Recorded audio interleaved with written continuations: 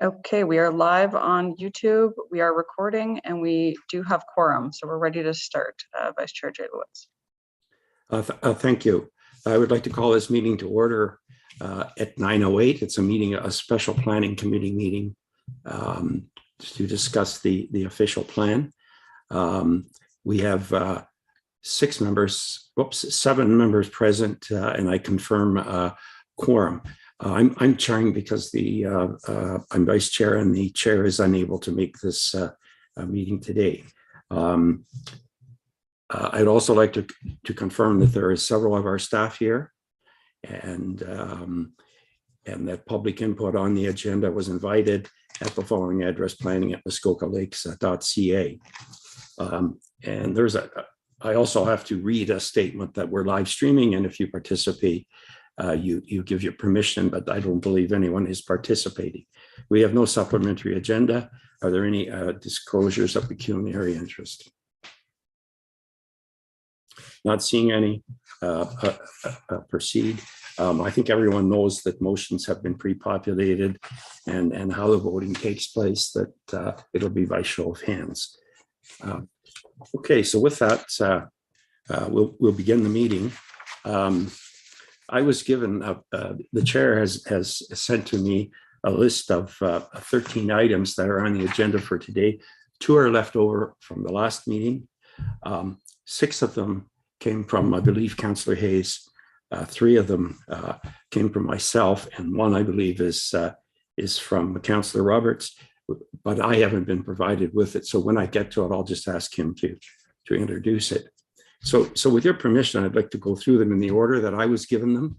And there are the first 2 items. I don't think you have a copy of this, and they're fairly technical in nature. So I'm going to ask Nick if he would introduce the first 2, or between Nick and David, deal with the first 6 in whatever order they think appropriate. But I was led to believe Nick might be the best one on the first 2 items. Are you okay to go ahead, Nick? Yes, I am, Councillor Jaglowitz. Absolutely pleased to do that. Good morning, everyone, as well. So I'm looking at the list provided by Barb late last evening or early this morning. I'm not really sure, but the first item deals with the policy that says no less than 70% of expected growth is to occur in Port Carling and Bala. And the concern is that there is an issue with that growth statistic. I guess in response, the 70% requirement comes directly from the District of Muskoka official plan. And if we were wanting to change that in the context of Muskoka Lakes, the district's official plan would have to change first. So this is a straight implementation of a policy in the district's plan. How it gets implemented in Muskoka Lakes is a good question. But the focus of provincial policy is to direct growth to settlement areas. And this is how the district's plan did that in the case of Muskoka. Is there any discussion on that anyone would like to have? I guess that's a question I should have asked, so I'll ask it. Sorry about that. Does anyone have? I see no hands, so I'll just ask one. Nick, it's my understanding that we do have to conform to the district plan, but we can be more restrictive, right? Is the suggestion here that I'm not familiar with this, but it's a suggestion we be more restrictive or more liberal? I'm going to assume that the thinking is we should be more liberal, which we can't. Which we can do. Okay. Which we cannot do. That's what I'm assuming, but I wouldn't be I'm not 100% sure because the author of that is that issue is not here today. So I wonder if I could have does anyone? Excuse me. Why do people call you when you're in a meeting? Unless anyone has a question, I'm going to. Oh, sorry, Mayor Harding. Thank you. Through you, I guess, to Nick. So it's an interesting perspective that 70% of the gross must be limited to Port Carling and or Bala. How do we measure that? We get 7 applications coming into Port Carling. We don't allow one out in Milford Bay. You know, it's a nice pie in the sky statement, but I don't know how we would ever actually implement it. And I agree with you, Mr. Mayor. It is very challenging in a large rural recreational municipality like Muskoka Lakes. And obviously the 70% doesn't deal with seasonal development. This is year-round permanent residential development. And as we all know, cottages go from permanent to seasonal all the time. There are consents being applied for all the time as well. There is no 70% police force that I'm aware of to manage this, but really it is a direction that is intended to basically make it clear that over time that's what the expectation is. But you're right, Mr. Mayor, how it is measured is quite challenging in the Muskoka Lakes context. So are there any other comments on this? If not, I'm going to ask if anyone would like this changed. If not, I'll assume we will proceed the way it is. Would anyone like this changed? Okay. Nick, would you go on to the second item then, please? Yeah, the next item deals with the forecasts included within the township's official plan. And the comment is, we know they are not accurate. Should we be including them in our review? I think what the councillor is indicating is that after the district official plan was finalized, or around when it was finalized, a redo of the district's population forecast was carried out, and it was determined at the time that the forecasts in the approved district official plan were too rosy in terms of expectations for permanent and seasonal population growth. But the district's plan has not been amended or updated to reflect the more conservative population projections. What we have done in this official plan is include the more conservative population and seasonal population projections in this plan, given the most recent work done by the district in 2019, I believe it was. So it does reflect, in my view, the most recent and realistic population projections that we're aware of in the district. Any questions or comments on this? If not, then I'll proceed the same way. Yes, Mayor Heidi. Thank you. And I guess for you again, to Nick, I believe probably in the next 12 to 15 months, the district might be upping some of their projection numbers again. We had a discussion at Engineering and Public Works this week about our DC charges, and we need to do a study before we can update that. But if those numbers were updated in 2 years, is there a provision that we could update the numbers appropriately in our official plan, or do we need to do an official plan amendment to change the numbers accordingly? I mean, is there a placeholder for a rolling set of numbers? So it might be interesting just to be in step. Yeah, there isn't a placeholder for a rolling set of numbers. That would be nice, but no, the township will have to update its LP when new numbers are inserted. I don't see any other way around it. We can certainly modify the official plan, the correct typographical errors and other little things like that, but we can't change numbers or policies without going through an amendment. Are there any other questions or comments? I'm going to ask the clerk a question. Do you need a formal vote on these issues, or is agreement okay? All right, the clerk nodded okay. So the same as the last one. Would anyone like to see this changed? If not, then I guess that'll proceed the way it is. Now, the next few items, I'm not sure if Mr. Pink or Mr. McDonald are going to handle, so whoever feels more comfortable. I can certainly take a shot at it. I'm going to have to interpret number 3, but I'm thinking that there was a desire for grocery stores and co-ops and feed stores to be added as permitted uses in the rural area designation. I guess my initial reaction is that those kinds of uses, generally speaking, should be occurring in settlements and local community areas and hamlets, and not in the rural area designation. So I wouldn't support that. I think that's what the comment is, but it's not clear because it just says under rural. So I'm assuming it's the rural designation. Jim, do you have a comment? Yeah, just in the district's comments on the draft official plan, they had concerns about the broad uses permitted both in the rural areas and in the hamlets. And to satisfy their concerns, we actually had to reduce the number of commercial uses in those areas. I had lengthy discussions with the district about it, and I think they'll be okay with it the way it is, but I'm pretty sure if we included these sorts of uses, and there's another question about this later on, we included these sorts of uses, the district would modify it before they approved it, and it wouldn't get approved that way. Councillor Nishikawa. Thank you. It's a little bit concerning because some of those activities are already happening. And if we just talk about Walker's Point, for years, this has been going on. And so, and also, they just, whatever that designation that they have, they're not a community. The community sure feels they're a community. But again, I don't think we're reflecting truly what the rural community is. And in fact, if we're trying to say that we're not going to honor the history and the relationship to that area, I just think that's very sad, quite frankly. It's not like we're developing big cities or something like that. These are one-offs type thing. And I don't know, I just don't think we're reflecting the true rural communities. Thank you. I see. One thing I might add into the conversation is that there are a number of designations that apply in the township's official plan. I think the one referenced in the list is the rural designation, but the local community area designation, which applies to Walker's Point, does permit small scale commercial, industrial, and institutional uses in the designation. So in my view, that permits the kinds of uses that are on the list.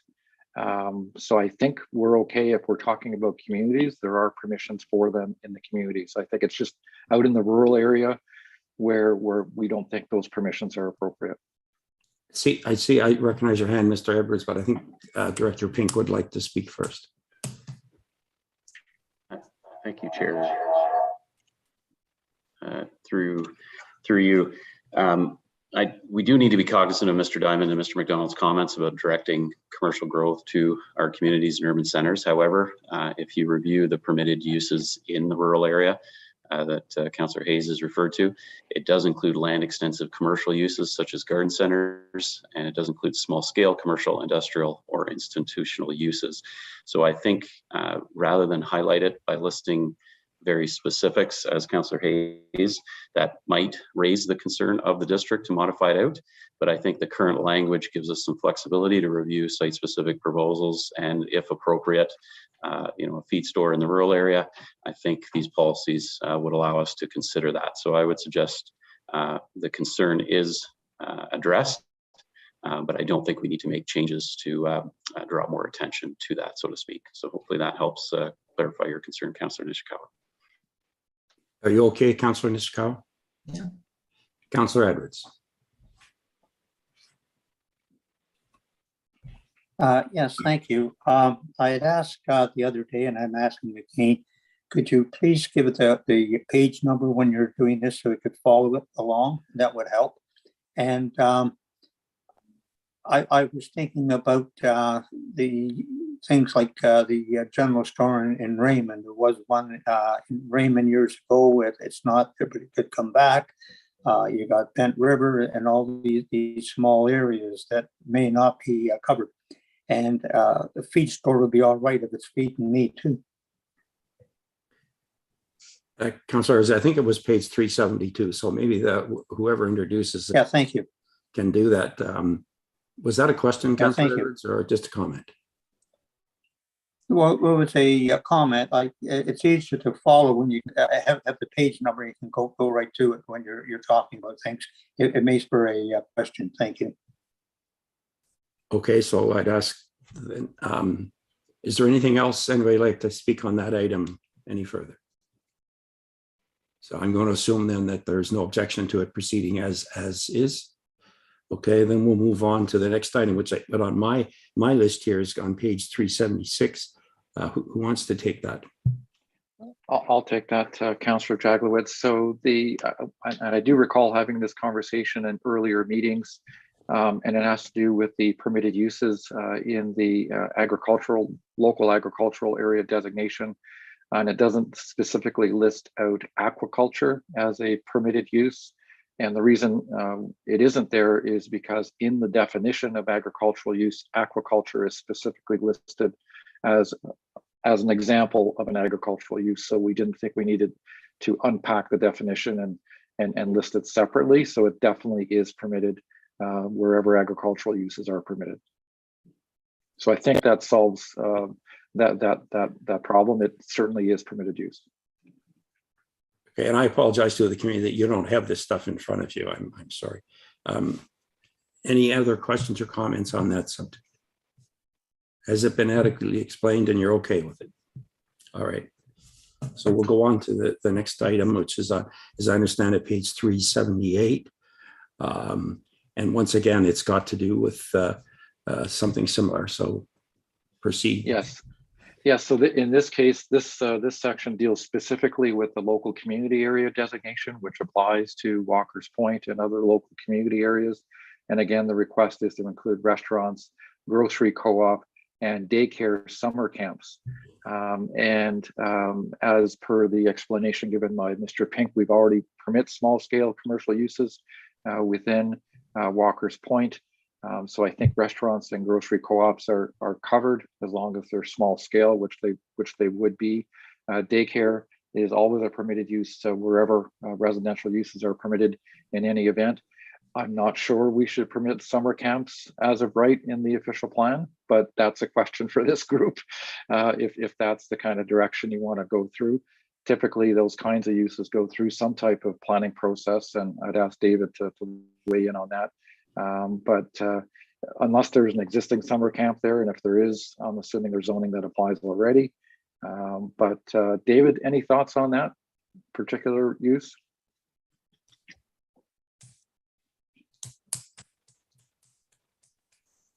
You through the chair. No additional thoughts. I think you've summarized that well. I think committee council can certainly debate the appropriateness of a private camp in these areas, but they're typically small scale, local hamlet type areas. And I question whether we want to be opening the door that much. The policies do allow small scale type uses, ecotourism type uses, but again, 8-4 committee as to how much you wish to permit in these areas. Councillor Nishikawa. Thank you. David, through you, sort of, Frank. David, I'm wondering if this is an area where we have a situation on Walker's Point where a cottage or a cottage is being used now as a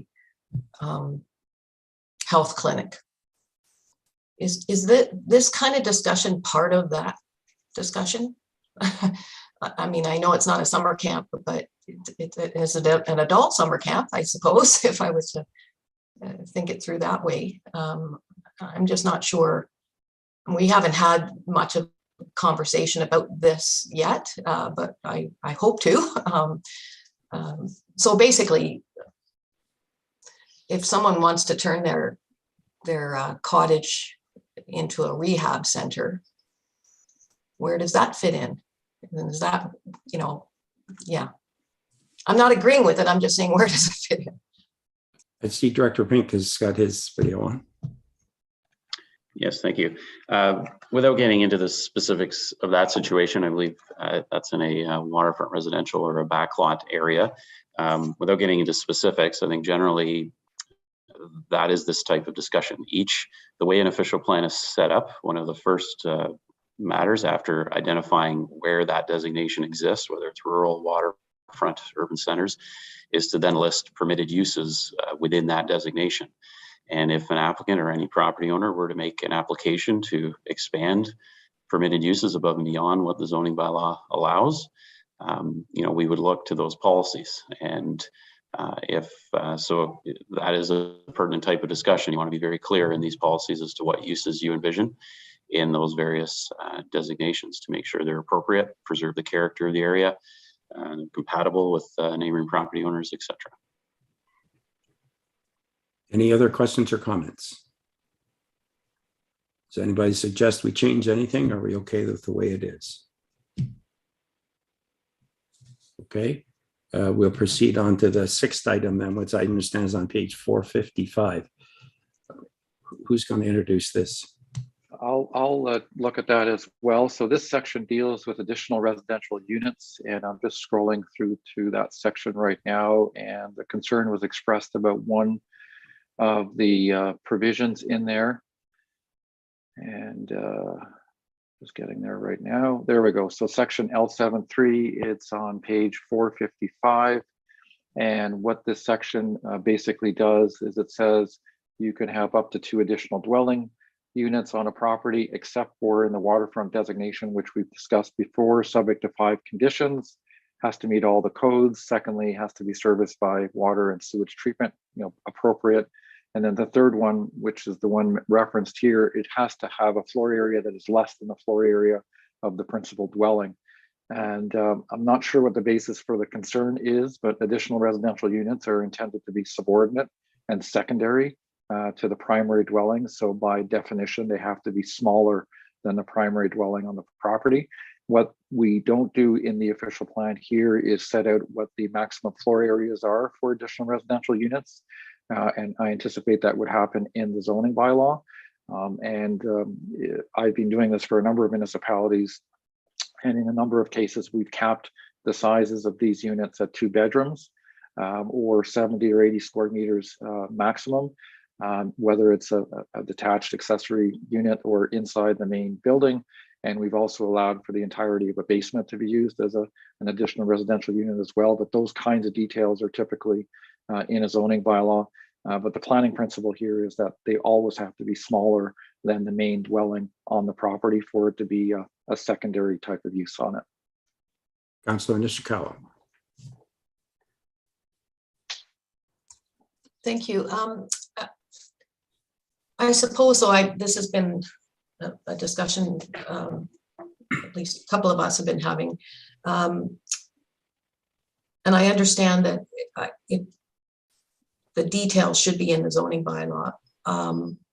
So are you suggesting that we wouldn't be putting a number at this point, or just that it should be a smaller than the main building? I guess where my concerns were, and again, I'll have to make sure I discuss it in the zoning bylaw, is the idea that, in fact, we have said that it has to be attached to a garage or attached to the main building in our zoning bylaw. And I would suggest that that needs to be changed, because now we have people, for instance, in Bala, that would like to make a small unit, I think 300, but the garage takes up more space than the unit that they would like to have. So I don't want to miss my opportunity if it has to be changed here or just in the zoning bylaw, because I would like to see us just allow a standalone unit, and in fact, as I said, based on the building code of minimum square footage. And Nick or Jim, whoever's best. Yeah, so the bottom line is the zoning bylaw will need to change. The Planning Act and the provincial policy statement collectively require municipalities to permit additional residential units in detached structures. So the zoning bylaw will definitely have to change.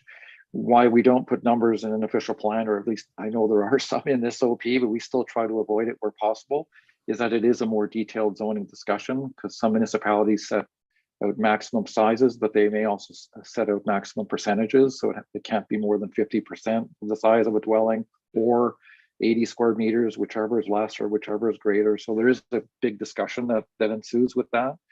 Some municipalities also specify minimum lot areas and minimum lot frontages if you want to have the second dwelling in a backyard, for example. So there is a quite detailed discussion that will ensue once this official plan goes through an implementation process with the bylaw. David, any additional comments on that? Thank you, through the chair. Just to clarify, as Mr. McDonald noted, the PPS and provincial legislation has required that municipalities permit these, as does our current policies and our zoning bylaw. So the current draft plan before you is largely similar to the current official plan. Our zoning bylaw does put minimums and maximums. So we have a minimum 180 square feet We have a maximum 1,200 square feet, which, as we heard from Mr. McDonald, is probably on the larger end than most. We do have the clause that it has to be smaller than the principal dwelling, which is the item that Councillor Hayes wished to discuss. I think that is important to ensure that it is accessory. And to Councillor Nishikawa's comment, the language when we inserted this, Council was very specific that it wanted to precisely duplicate the language in legislation, which is that it's in a accessory structure. There has been some internal debate about what that means, and typically we do see them attached to garages or above a garage. However, we've since, I think, refined our internal interpretation. We do consider the dwelling itself an accessory structure, which in essence it has to be. So we don't require that it be in a garage or above a garage. It can be standalone because it is a detached structure. So perhaps again, we can take that discussion offline. If there's ratepayers who've been advised otherwise, we can certainly happy to clarify that with them, Councillor Nishikawa. Councillor Nishikawa, are you okay? I saw your hand up. You're okay? I know, Mr. Diamond, you want to speak. I'm going to let Councillor Edwards go first, then I'll return to you. Councillor Edwards. So thank you, and that through the chair. I see where it says can adequately be serviced with water and sewage. That still could be private, and that if it was out in the country. I just want to make sure. That is correct, Councillor Edwards. That it can That's occur what in I the thought. countryside I as well. just want to make Yep. sure. Thank you. Okay, then Mr. Diamond, did you want to add something? No. Okay. Does anyone else want to speak on this subject? Does anybody want to suggest a change? Oh, then we'll proceed.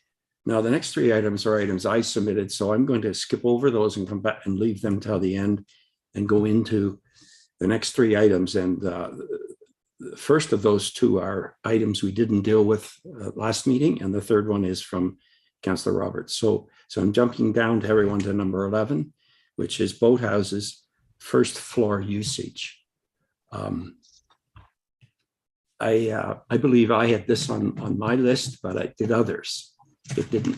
Did anyone else?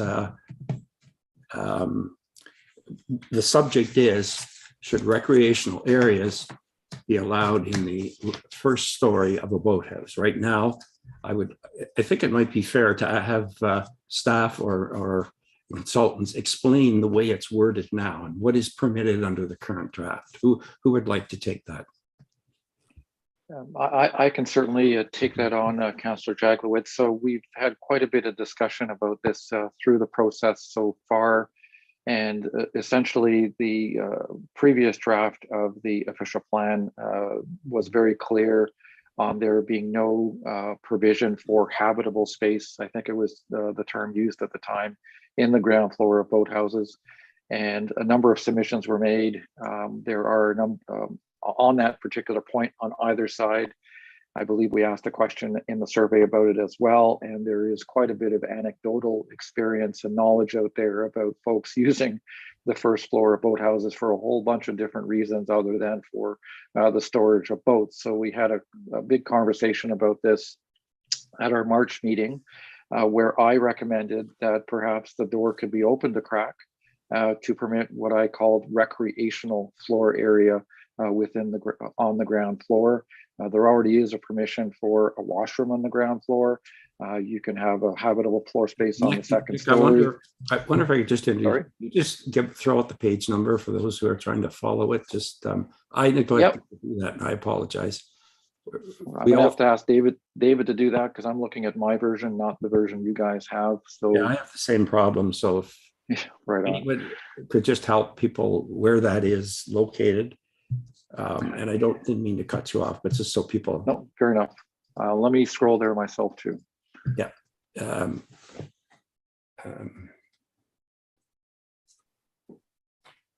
Right. So it is section E4-E4.10 And in the waterfront section. does anyone have a page number? Okay. Well, we'll proceed. We'll get the page number when we Page 337, page 337, I believe. 337. Thank you, Mayor. Thank you very Go much, ahead. Mr. Mayor. Go ahead, Nick. So I might as well read the section because it might be simpler. It basically says, while the bottom floor of a boathouse is intended to be used only for the storage of boats and other recreational equipment, The implementing zoning bylaw shall permit accessory recreational use floor area provided an appropriate percentage and or area of the boathouse is utilized for marine storage and open to the water below. No cooking facilities or areas for sleeping will be permitted as a component of the recreational floor area. So what this section does is it opens the door for the consideration of developing a standard in the implementing zoning bylaw that would permit accessory recreational use floor area. I would anticipate that there would either be a cap on the size of it, either on a percentage basis or straight numbers. But at the end of the day, the majority of that ground floor has to be used for the storage of boats and be open to the water below. So we've opened the door a crack, but it is a discussion that will need to be had at the zoning bylaw stage. And really, I think the debate now is whether we should be opening the door a crack for further consideration or not. And the direction I received from this committee last time around was, let's open the door a crack and have that conversation when the zoning bylaw is updated. I have Councillor Nishikawa and Roberts who want to speak. Councillor Nishikawa, I think you were first, but I'm not sure. Thank you. I'm just so involved right now in a new build that, and I'm shocked because boats have nothing to do with it. Honestly, it really has become a cottage in like all of the including the, you know, the amount of furniture, like the amount of you know, yes, there's a bar area, there's lovely washrooms, lovely storage areas. I would say the 2 slips are the smallest part of the whole build. There's, as I said, tremendous recreation areas in and around the slips. Like it's done brilliantly, but it, you know, of course it concerns me because I've watched flooding for all of these years, and then people came back at us, and I'm going to say back in the 2016 flood that we had. People were really like, why aren't you on this kind of thing? Well, why did you build everything on the first floor of boathouse? Sort of, that was my response. So I have a lot of concerns about this because people are getting just much more creative. And I don't know that that's the best use. And it was interesting, again, even in this particular bill that I watched, and I had a conversation because years ago with the Watershed Council, I had learned that it would be better, for instance, if a boathouse had water flowing behind the boathouse, and there was all sorts of that kind of conversation back then, and we were discussing, and they're going, oh no, we're going to fill that in and we're going to do something more, you know. And I was kind of like, oh, somehow our education is not getting out there, and so I'm concerned about how much we're going to allow, because it's already getting way beyond what I ever expected. So I'll take that as a comment. And I have Councillor Roberts and then Mayor Harding in the queue. Hold it, I'm back up. Mr. Diamond, you've put your hand up. Did you want to respond to that? Go ahead. You're muted. I just want to quote myself in a number of OMB hearings dealing with boathouses. The bed of the lake is public land. And in Muskoka, as well as many other municipalities, the municipalities grant an extraordinary privilege to people that they can occupy public land. And we need to consider that when we're considering the permissions that you are looking at in terms of how people may use that public land for their own private purposes. I'll be quiet. I have been quoted by the board twice saying that. Okay. I'm not sure I understood where you were coming down on that, but I'll go to Councillor Roberts. Thank you, Chair. I'm assuming you're going to me next. And I believe I understood Mr. Diamond saying that he'd been quoted by the LPAD or OMB board that we got to be extremely careful when we're considering allowing rights on property that is basically owned by the province. So that's my interpretation. I wanted to speak to, and through you, Chair, to Director Pink.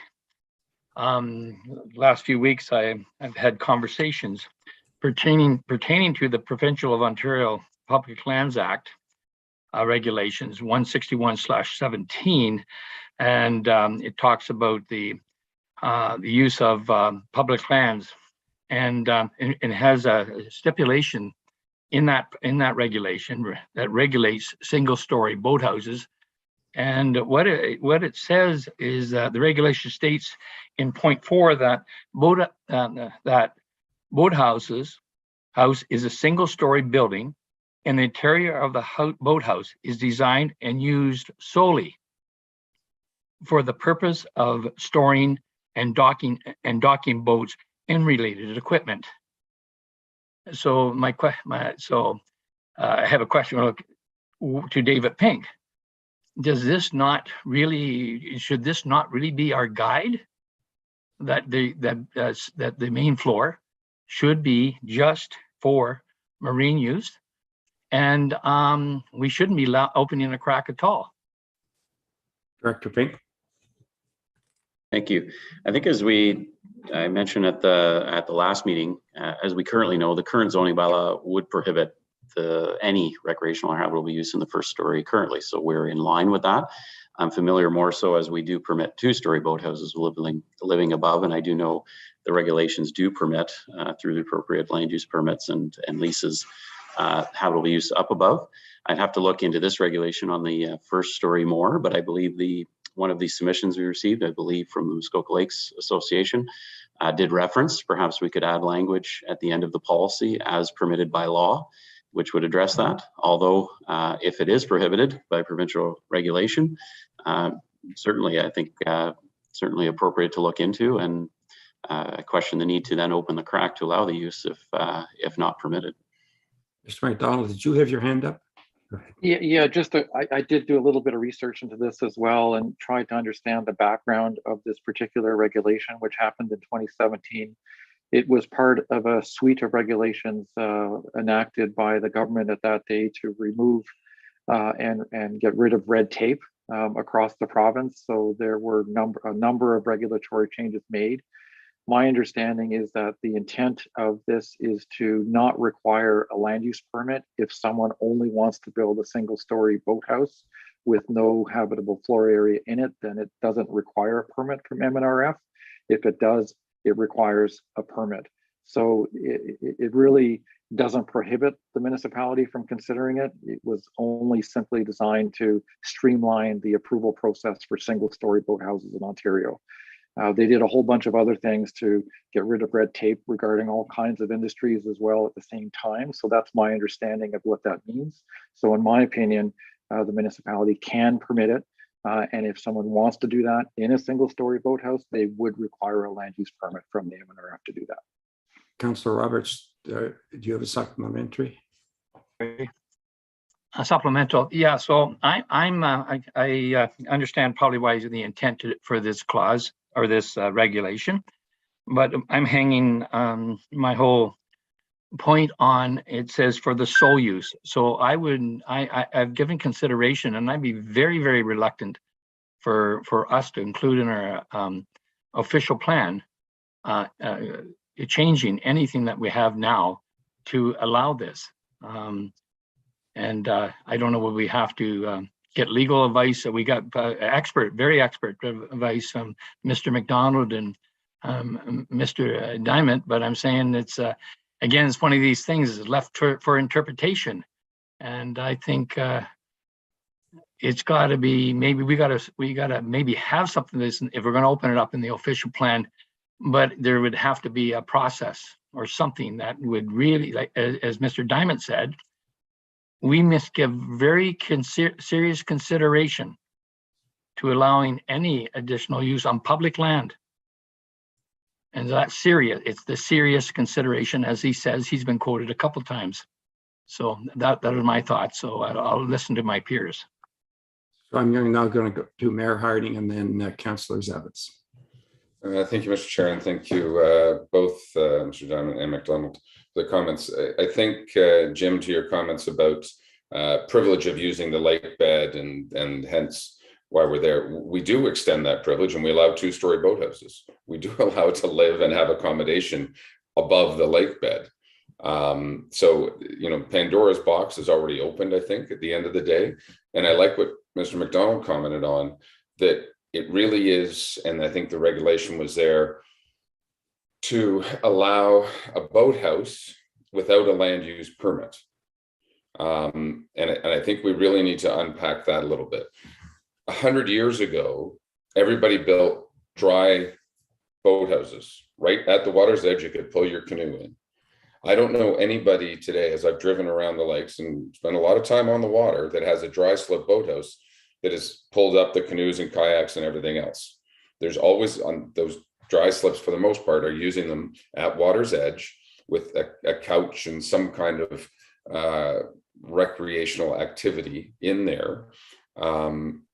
So people are already doing that. That's on the shore.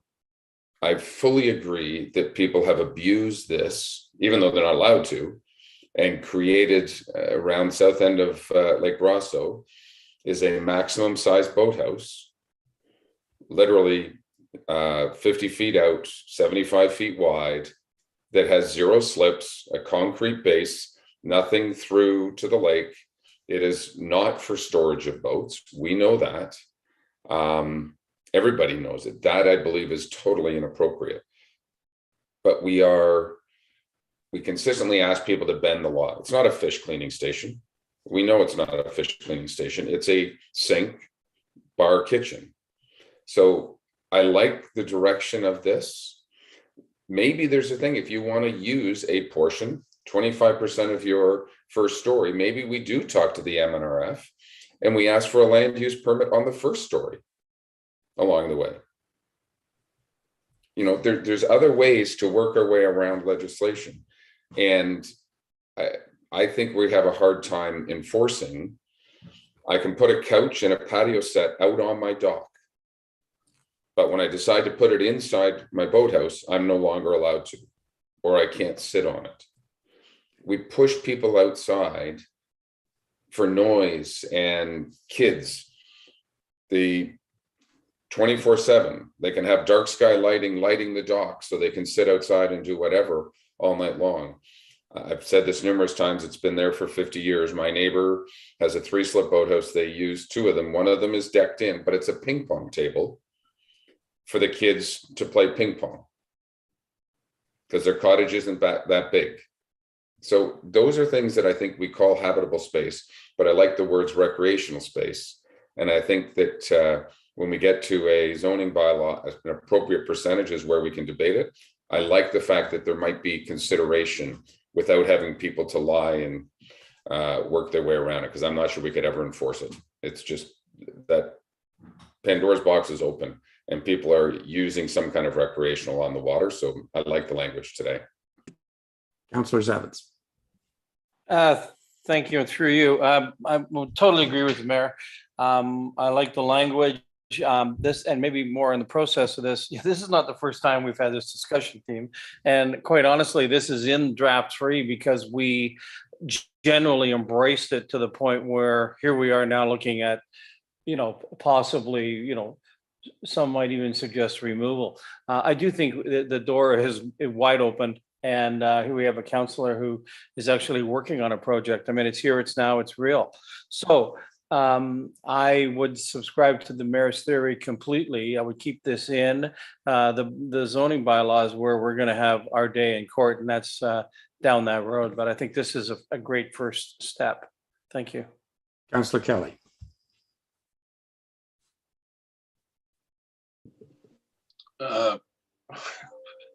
Sorry, can't do 2 things at once. Thank you, and through you. I I don't think we're bound to do anything just because people have been doing it all along, when they weren't allowed to do it. But I do see the value in understanding that it's become part of the waterfront lifestyle in Muskoka. I think we've opened the door a crack. We've talked about it and agreed to it. The difficulty I have is, as I think Mayor Harding suggested, you can walk into boathouses these days where the slip is actually an afterthought. And it looks like it's there to justify the intrusion onto the waterfront of a built structure. So my feeling and my belief is that we ought to be limiting the size of any recreational space on the first floor of a boathouse with a hard square footage rather than a percentage of the overall build, because then all we're doing is encouraging people to build and build and build far more than they probably ever would if they just were capped at 500 square feet or something. I don't know what the right number is, but I would support capping it at a hard square footage rather than a percentage of the overall footprint of the structure itself. Thank you. Councillor Edwards.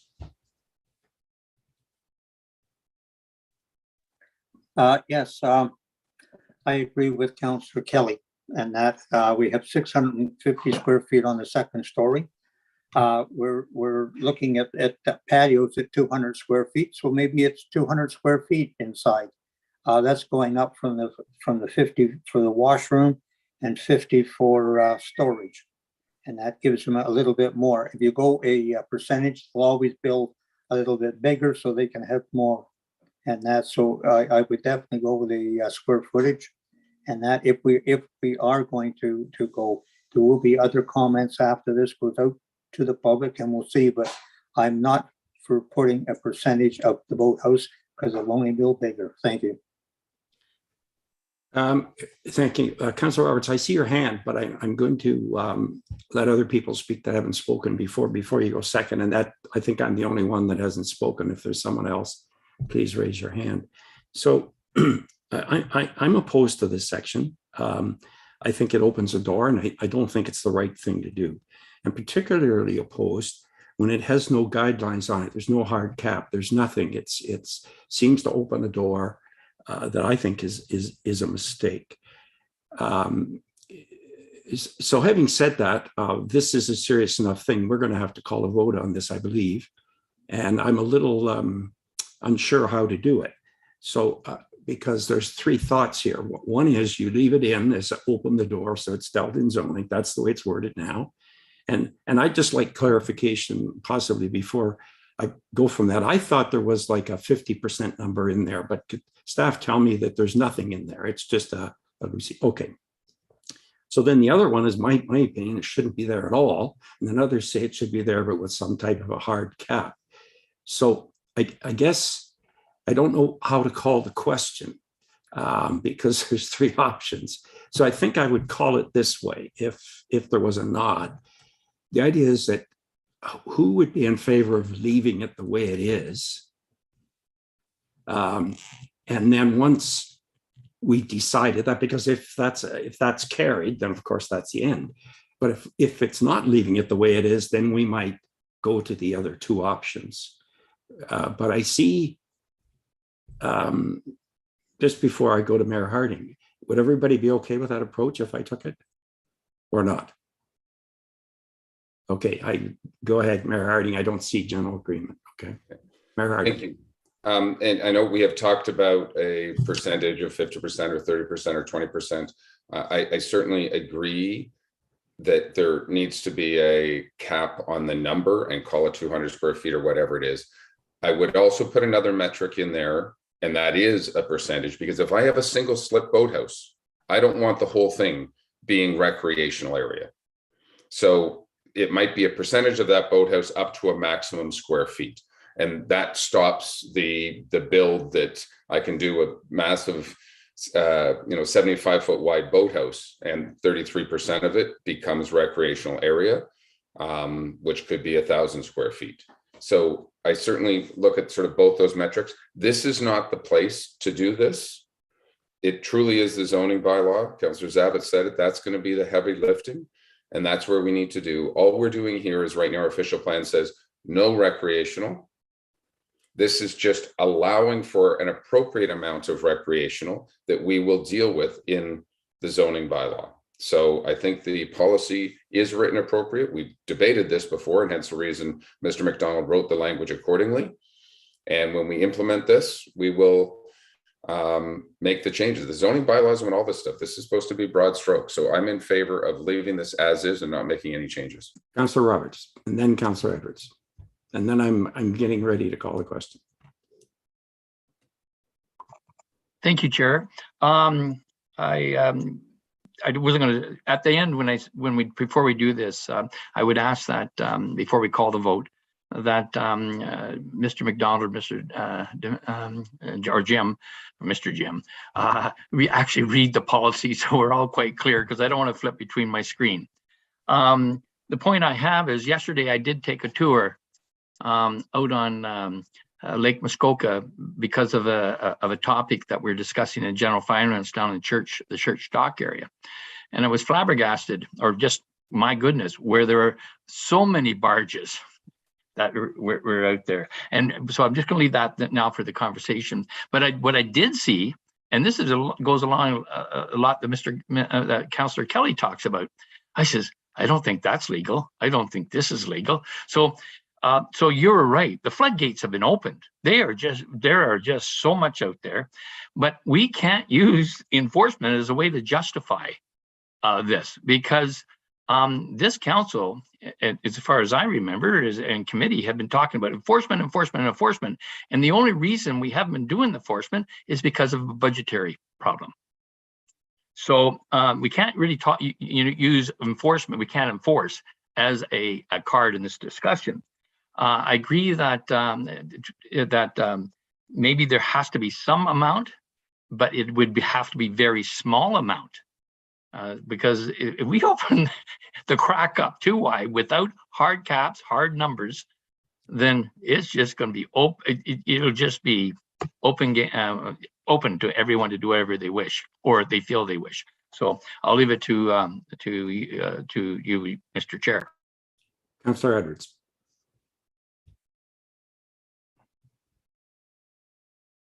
Yes, thank you, through the chair. Another thing we should be looking at is, as Mayor Harding said about a single slip boathouse closing and out. What we're seeing now is they're putting recreational in the boathouse and putting exterior boat lifts in. And that which should not be allowed. If you're going to have a boat slip, and that it's a boat slip, and if you put recreational in it, then you can't have a lift outside. And that because they're just going over. That's one of the things. And talking about bylaw officers, I happened to went to Port Carling yesterday. We had a bylaw officer writing down license numbers so that they could pick the 2 hours up, I'm assuming. And that maybe we should be putting them out on the water and then picking some of this up rather than ticketing a visitor that's 2 hours and 5 minutes into it. But it's really something. They should not be allowed boat lifts if they're having recreation inside. Thank you.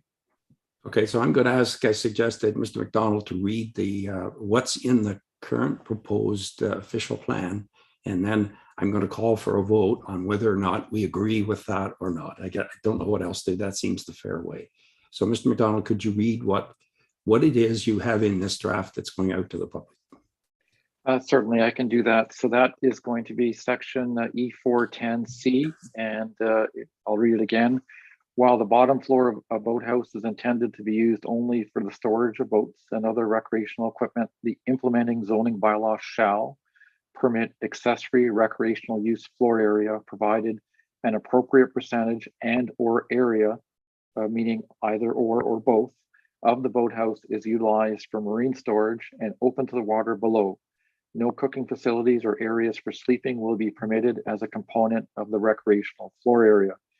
The one thing I could add just for discussion purposes is we could consider adding in something that does not allow for any partitions in the first story. So we don't want separate rooms for this recreational use floor area. I think that would be very a positive addition if we were going to go in this direction.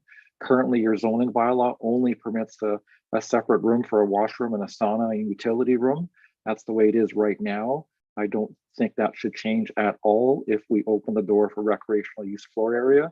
And we could say this in this policy if there's interest in maintaining it. Who would like to see that? Just before I go to you, Mayor Harding, who would like to see that in?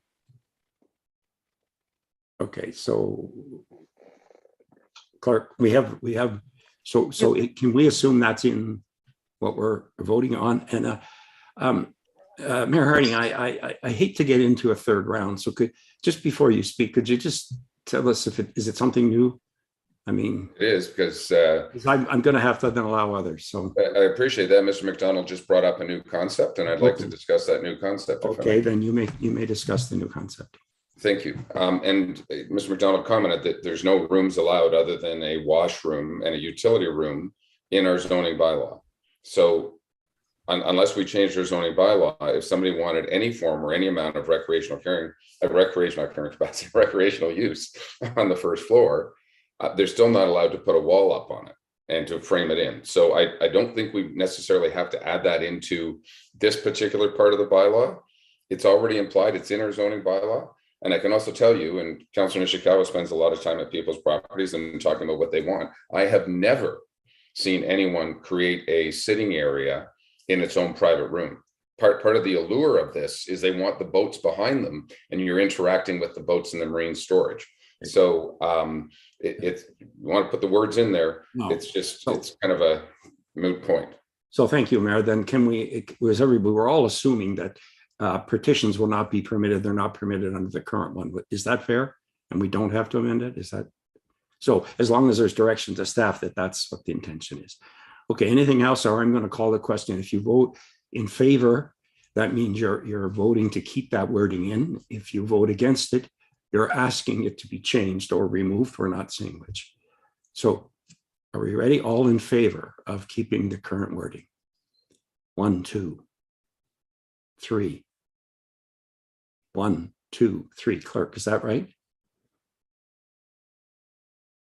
Sorry. I only see 3 hands on that consensus. Okay, all opposed to it remaining in as worded. 1, 2, 3, 4. Is that correct? Clark, are you having trouble? Sorry, can you just say that again? We had a muting. Oh, did you? Okay, the second part was all those opposed to leaving the wording as it's worded. Right. And there was 1, 2, 3, 4. Is that what you see? Yep, so I see 4. So could you call the result of that vote? So that carries the 4. Oh, sorry. Maybe you missed the whole part. The first part of the vote was those in favor. I'm going to do it over again. So we're having a communication problem, I guess. So all those in favor of keeping the current wording. 1, 2, 3. Clerk, is that what you see? You're muted. Yes. Okay, 3. all those opposed to keeping the current wording. So the opposed carries there. There's 4 out of 7. Okay, so that leaves a void then, I guess, because now that wording is not to be in. Do we want to discuss how to change it, or what do we want to do? I wonder if I could, go ahead, Nick, help us out here. Yeah, so I think with this particular vote, we're just going back to the way the wording was in a previous draft, which basically said no habitable floor area in the first story, and it was a simple prohibition, and there's nothing else to it. So I think we just go back to saying that, and we take out the open the crack permission for recreational use floor area out of this section. Okay, so I think that's what committee decided on. So let's move on to the next subject. The next subject that I have is number 12, aggregates, and this Frank? is, yes. Some of us have had our hands up for a while. I'm sorry. Sure, go ahead. Councilor Nishikawa, what is the subject you wanted to speak on? Well, the last topic we were having, I think I was getting a little bit confused about the way it was being presented. And I'm not actually sure. Nick, you explained what the results were of the vote. Maybe you could do that again. But my bigger concern is that most of this has to go back to zoning, that any further changes we want to make. I just want to clarify because it got very confusing. Nick, would you The way that was explain what happened? Sure. Yes. So I'll do the Coles Notes version. So in a previous draft of the official plan, we said very clearly no habitable floor area in the first story. I came forward in March with a report saying maybe we can open the door crack and permit what I called recreational use floor area in the ground floor, and planning committee agreed that that would be an appropriate thing to consider. I think there was discussion at the time to get that out to the public and see what the feedback was. It wasn't a final decision in any stretch. And now we're revisiting that conversation. So what I read was the policy that permitted recreational use floor area, subject to further consideration through the implementing zoning bylaw process, which would set up how much floor area and or percentage would be permitted, and may include other provisions. And this committee just voted to essentially not permit that conversation to happen in the future. So there would be no discussion on recreational use floor area, and the current provisions in the bylaw, which only permit the berthing of boats, a sauna, utility room, and a washroom, would continue to be the rule that applies to the first story of boathouses going forward. Councilor Nisrakawa, did that explain it? I think I'm trying to walk myself through how we would, how we expect our bylaw officers to deal with this. So essentially, I guess I'll have to see how this further conversation goes, because I don't think what we did was in fact stop what is currently going on. Councilor Nisrakawa, this is my intake, was that this is still going out to the public. This is not final by any stretch of the imagination. All that's going out to the public is the status quo. And if the public feels that's not appropriate, then it'll come back to us when it comes back from the public. And but as chair, I'm sorry, I'm at a loss. There's two sides here. I called for a vote. I will let the others speak, and then we should move on. I've got Councillor Harding, Councillor Zavitz, and Councillor Edwards.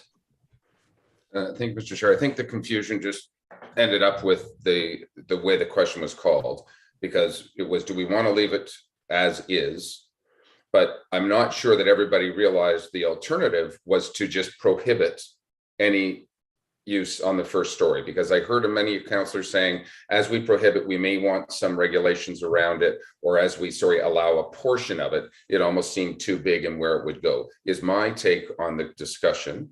I'll also remind council or committee, at the end of the day, we put this in because we had a number of our constituents saying, give us some form. We don't know what it looks like, but give us some form of recreational on the first story. That's why it never was there, but we realized that everybody wanted that. So let's look at that. We want to take it out. We're going to have many people saying, put it back in. And I think all this language said today was there's an ability to have some small amount. We don't know what it's going to be. Chime in on it. We're going to get the public to chime in on what the small amount would be. And that's why I voted in favor of keeping this in the process. If Mr. Chair, if you want to keep this with it totally removed, I may ask the question and just clarification with my fellow councillors. Were you accepting all space to be Harding, thank you for your comments. It's not for you to call the question. Are you asking me if I do that? I will think about that. Councillor Zavitz. Well, thank you. And through you in this very discussion, I guess I'm asking the same thing. In fact, you called two votes and when there was three questions. So the what's missing is the whole option of the fine folks that voted against this here and now, who obviously would have voted for it before, because the majority of us did. That's why we're looking at it here and now. So to the public, hopefully they'll excuse us for, tripping on this. It's a heavy duty topic. And quite honestly, my concern is I think that the people that voted against this right here and now, and now it's completely being taken out, had to do with they wanted input in terms of some sort of measure or measures that would be included here and now. So Councillor Roberts is saying no. So in fact, the whole purpose was to remove it. When it was, if that's the case, sir, I have a real problem with it, because we just voted to put it in. Let me ask the clerk a question. Clerk, we have just taken, this was a committee, this wasn't council, right? So are we permitted to revisit this at this time or not? So I just want to clarify the point that we're taking a consensus or a straw poll for amendments here. We're not moving official motions with a mover and a seconder, and this is a committee, not council. So in fact, I think we can clarify and take a proper straw poll, proper consensus, and we can continue under that. So you took the vote as a straw poll. Would that be correct?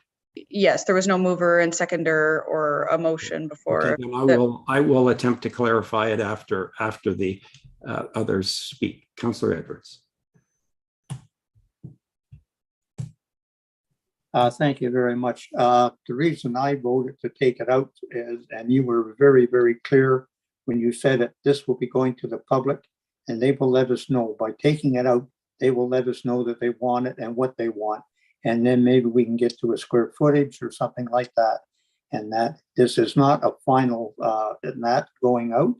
The public will be able to, by removing it at this time, that will tweak them to send comments. And I'm sure we get lots of comments. And that's what I would like to hear. That's why I've taken it out the way it is. And I would leave it the way it is for now. There will be public comment coming in, and then we can correct it at that time. Thank you. David, I see you've put your light on. Oh, sorry. Thank you. Moved around. Thanks. Hopefully this doesn't throw a wrench, and I do appreciate, I think council is well aware this is not a final decision. Yes, there's still a public meeting, and yes, council can change. I just wanted to clarify, I know there's some interest to move this process along as swiftly as possible. It's a large project.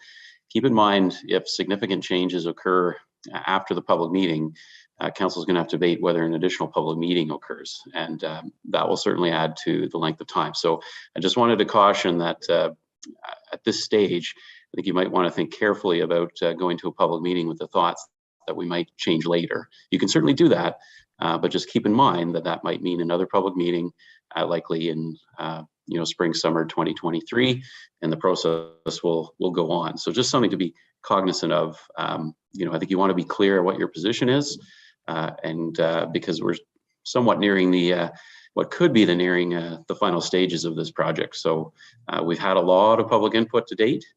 Staff can certainly refresh council's memory on what we've heard from the public on this topic, but I wouldn't suggest at this stage, again, going for a public meeting with the thought of changing your position later. I think you want to be clear at this point. So just wanted to add that in for clarity. So thank you. So a couple of committee members have asked for clarification. They felt the vote possibly wasn't clear. So what I'm going to ask is there anyone who voted that felt that anything that's been discussed since would prompt them to change their vote? And do they believe we need to revisit it, or is everybody comfortable with their vote? Okay, I see that. So I now have 3 hands. I tell you what we're going to do. I'm going to allow these 3 people to speak, but let's keep it the whole 3 of you, if you don't mind, to 5 minutes. Then we're going to take a break. It's that time, and then we'll come back on the other subjects. So go ahead, Mayor Harding, Nishikawa, Kelly. Thank you. The reason I'm in favor of putting this in, it's a change in our official plan that has never been there before. It will flag to the public as a change. I would probably defer to Mr. Pink, but I'm going to suggest that 95% of the general public don't realize they can't put a couch in their boathouse right now. So hence the reason it will flag an issue if people say this should not be allowed, but being silent on a topic that's been there for 50 years, I don't believe we're going to get the true feedback. We've already had feedback saying we'd like to see this in the official plan from some of the people in the know. Hence the reason I believe we put it in to get more public input. Thank you. I think that's your share of the 5 minutes. Councillor Nishikawa.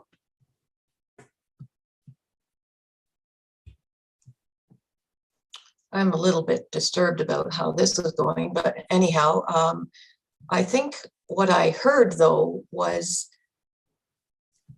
that in fact, or Director Pink had said,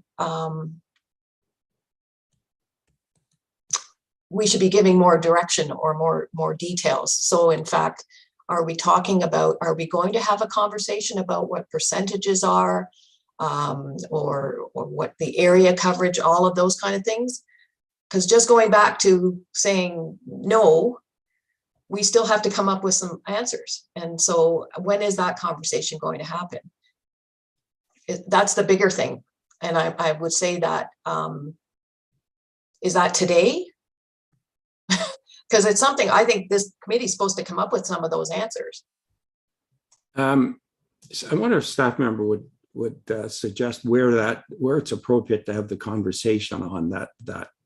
I thought it was in the bylaw, but go ahead, Nick. Would you like to address that? Yeah. So let me put it this way: if this committee directs that the official plan revert to back to what it said before about there being no habitable space permitted, it's closed, because currently the zoning bylaw doesn't permit it anyways, and it only permits certain things to happen in the first story. So there is no avenue for a conversation to have those kinds of conversations.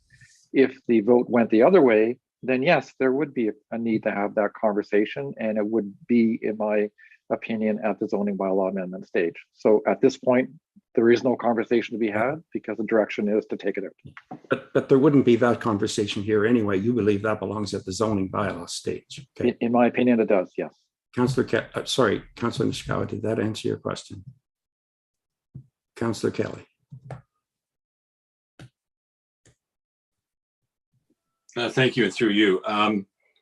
I said earlier that I would support this if there was a way to fix the size in terms of square footage, and I stand by that. The problem we have here is, we can't vote. We have to vote on the question that's asked, not the one we wished had been asked. So I would vote exactly the same way if we asked the same question. But if there is a way to define that the approval is conditional on a fixed amount, which I'm not prepared to call out right now. I don't know what it is. A fixed square footage that is a maximum or a percentage to a maximum of X square feet. I would be in support of moving this thing forward and giving it to the public, and we get asked public input on what the square footage might be. I don't know. So I think it's an appropriate time for a break. I will ask staff if they could come up and somehow direct us as to how we might deal with that. Whether after the break there's some way, I will do that. So if you don't mind, let's take a break, and can we come back at? Is 9 minutes enough, or do you need longer? Okay, let's come back at 10:30. The committee is adjourned, or not adjourned. It's a break.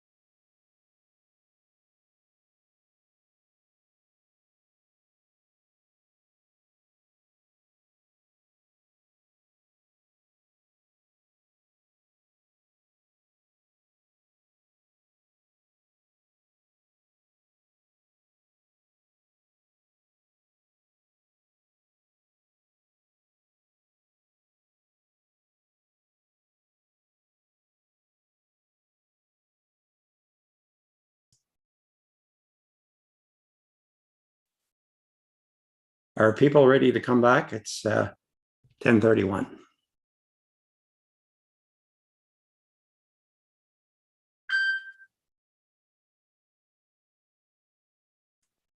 One, two, three, four, five,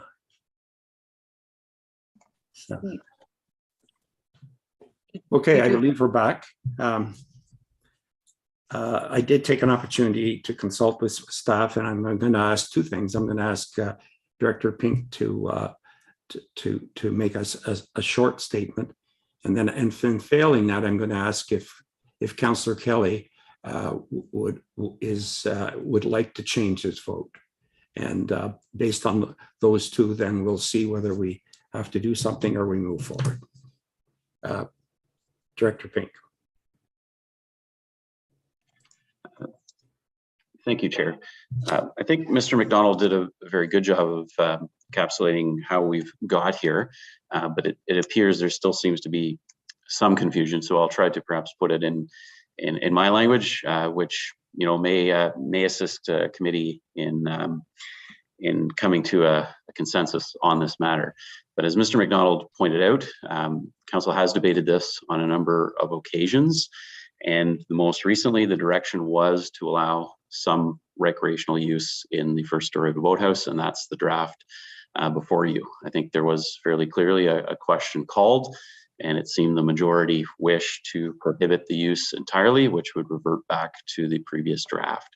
But some of the confusion may be around potentially those restrictions or size limitations that we can put on, because they may be committee members may be considering allowing the use, but want to ensure that it is very strictly controlled and regulated. And what I would suggest, I agree completely with Mr. McDonald, that really is entirely a zoning bylaw discussion. I would not want in an official plan to start coming up with a framework or a set of criteria to control the size. I think there's different boathouse sizes, different frontages, different lakes, and it really is more appropriate in a zoning bylaw to discuss those appropriate sizes. But what I can suggest that perhaps may alleviate some of the concerns if we do leave the language in as permitted is Mr. McDonald and I can look at the language, and as Mr. McDonald suggested, perhaps make it clear that there be no partitioning or separate rooms, and come up with other, again, creative language to ensure that this is a recreational type use. It's essentially sitting in your Muskoka chairs inside the boathouse, and it's not a cooking facilities, sleeping accommodations, that type, to make that very clear. I think the language currently says area or percentage. I think that gives enough flexibility at the zoning bylaw stage to deal with it as appropriate.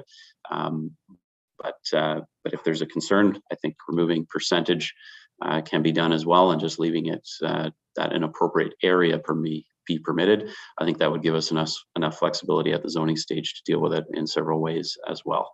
So I hope that helps clarify, but I appreciate it as a difficult decision. I know we've debated it a number of times, and I hope that helps council or committee come to a conclusion on the matter. Thanks, Director. So as I indicated, I would be going to Councillor Kelly to see if he wanted to change his vote. That, of course, applies to any other councillor who voted for it if they wished. I didn't get that sense. Councillor Kelly. Well, it sounds like, based on what Mr. Pink has just shared, that what I was hoping to hear is already in there, and I'm clearly hampered by the fact that I don't have a copy in front of me. It's too big to print, and I toasted my laptop the other day. I don't have the ability to toggle other than to look here. So I'll take from what Mr. Pink said as meaning that there's an opportunity to cap it, either a hard cap in square footage or as a percentage. And based on that, I would vote in support of releasing this for further public comment. So I think the clerk has indicated that this was not really a vote. This was like a straw poll. And if Mr. Kelly or Councillor Kelly has changed his, that would change the outcome. Is there anybody else that wishes to change their position? Councillor Roberts. Thank you, Chair. You're doing a great job for the first time that you've chaired a meeting of this significance, and thank you. And I'm not. And I just have a comment that those opposed to it had an opportunity to reinsert their standings and try to propose other things, which in hindsight may not have been the right thing to do. So that's my only comment. And I know, Frank, you're doing the best job you can. And so. Thank you, and I will not be changing my vote because of the Ontario regulations, which I interpret are applicable. Councillor Edwards.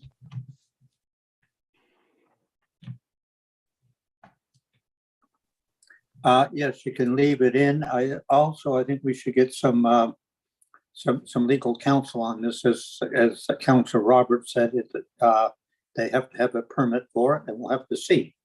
And that, but I definitely want square footage. I don't want percentage. And I also don't want them closing it all in and then putting boat lifts outside. And that, so this is one of the things, that's why I had said, but I will change and leave it in. But I think we really have to tighten it down. Thank you. Okay, so I will not be changing my position, but I respect the will of the committee. So it's my understanding that it will go forward to the public as in this draft. So now if we can move forward with the next item, which is aggregates, of which I know very little about. So who's taking this one? And well, actually, there was a councillor that probably brought it forward. Could you identify yourself, and possibly would you like to introduce it? Which councillor brought this forward? Was that aggregates you just said? Yes, aggregates. Yeah, I will introduce that. Councillor Roberts, you have the floor. Yeah, just 1 minute, please.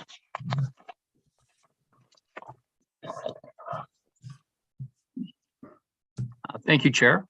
So I'm going to be speaking to page 179. If everyone can get that up in front of them, it's K1E specifically.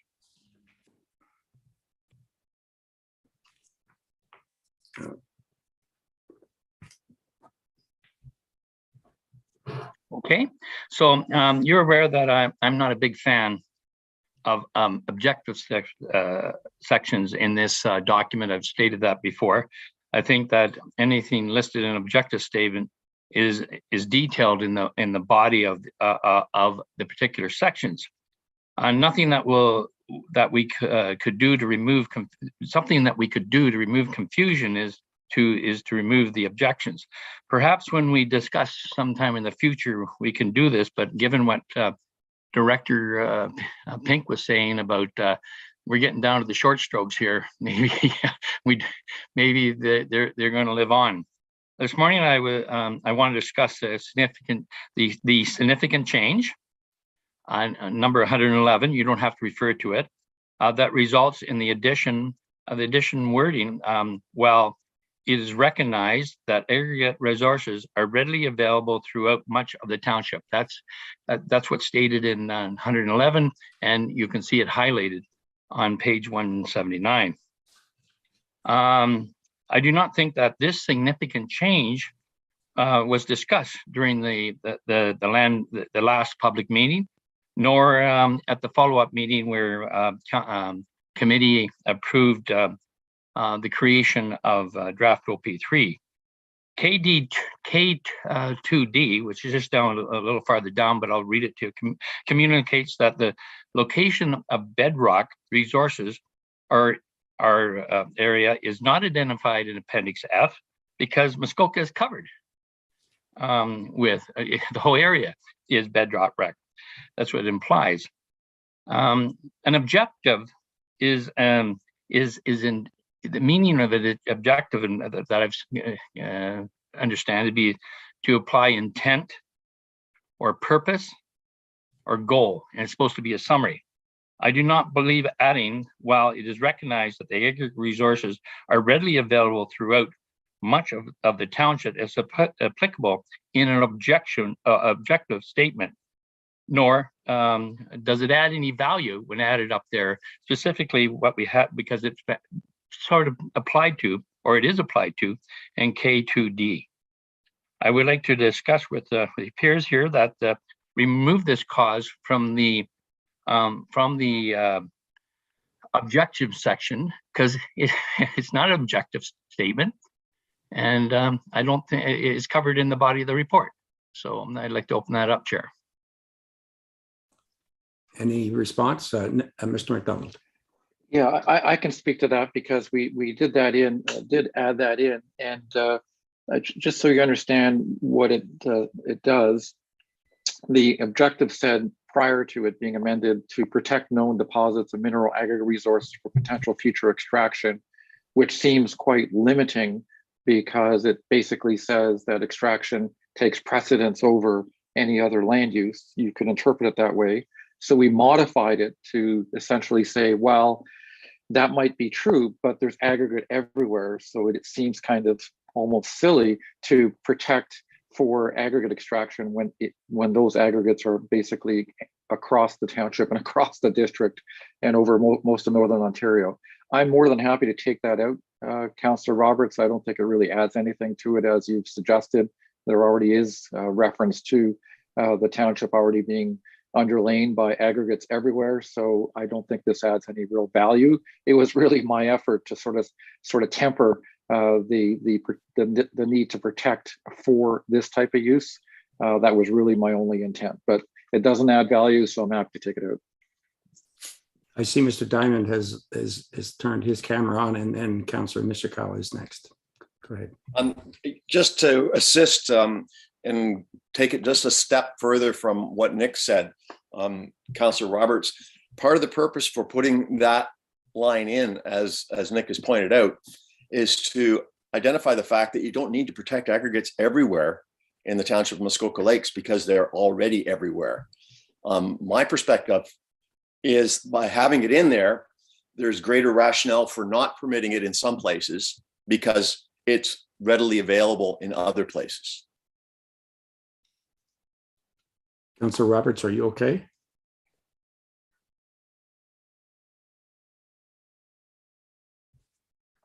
You're muted, Councillor Roberts. Councillor Roberts, you're muted. Sorry about that.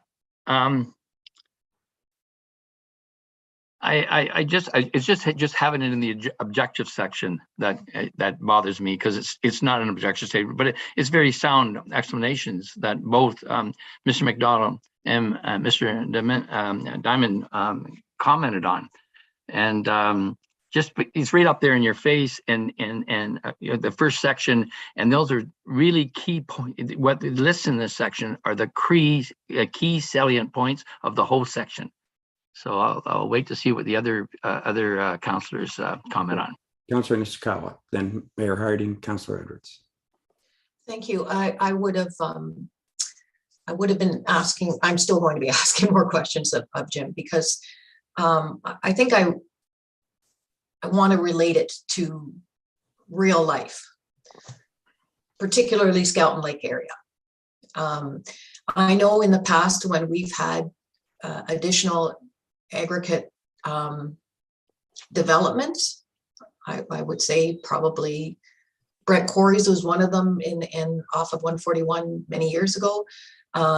Started a lot of the conversation for me, and then some of us back then went down to the province to learn about all of this. Like down, there's great books down there that list all the properties that have aggregate resources, kind of thing.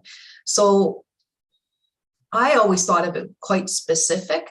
Now I heard that it's just a broad brush that we have granted everywhere, so therefore it could be, it isn't that way. I want to make sure that that's not the case, but I am a little bit confused about, like, I don't see the harm leaving this language in, but I don't know how it can be misinterpreted. I want to be more specific if we need to be. Okay, so and that question goes to Jim, please. Jim, Mr. Diamond. Hopefully, I don't have to repeat. Sorry. No, I understand, and I will also not speak Skeleton Lake because I live here. But I think there's, as Mr. McDonald will tell you, and he's more of an expert on aggregates than I am, It's very difficult for a municipality to say acts can go here and they can't go there, given the provincial policy statement. And I think that this statement assists the township of Muskoka Lakes by saying, hey, there's aggregates everywhere, not necessarily granite, and we can be more selective about where we permit those operations because there's no shortage of supply. Okay, Mayor Harding. Mr. Diamond just basically said what I wanted. I think this is language that helps us to stop future aggregates that, you know what, we don't need it here because we've got it everywhere. Don't want to expand anything. So I think this is certainly a positive. It may not be black and white hard, but it's just additional language to help us should something come down our way. Someone saying, I need to put a new aggregate yard here, or I need to do this. We're saying you don't need it because it's everywhere already. Okay. So I like the way it. Councillor Edwards.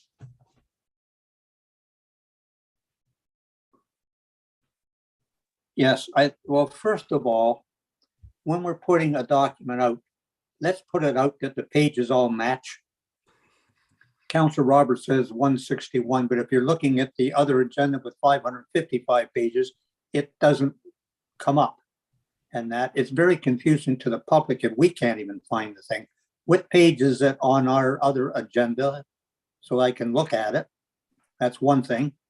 And secondly, aggregates are very, very important, and we should be tightening it down as much as possible. But if you could give me the page number that's on, I would really appreciate it. But when we put something out to the public, and that let's put it out that it's there so that everybody can go to page 161 or that on that document and find it. I'm still hunting for it. I'm at 396 right now. Page 179, Councillor Edwards, 179. On your on the agenda package. I'm looking at the old agenda package that we were working on the other day, and there's 555 pages in there. 179. 179. Let's just see then. While you're looking, my agenda says item 12 aggregates. So I don't. Anyway, Councillor Edwards, do you need time to collect your thoughts, or? Yeah, well, it would be nice that everybody is on the same page. Yeah. Because I've got right now, just a minute, 179. Yeah. I've got high density residential development. Okay, it doesn't. It's just. Your point is well taken. Councillor, have you made your point, or are you still? Well, like what somebody there is working on it. They should have the page on the agenda we were giving, if we're working on the 555 pages. And that it gets confusing when you're working through all the different documents. We have agendas. This week it happens to be heavy with district council as well. And that, so it's just a case of I normally make notes on it, but I haven't had time. Now I'm at 14,201 permitted uses, and I'm still going down. I'm at 396. If you page up from the location on page 179, right above it.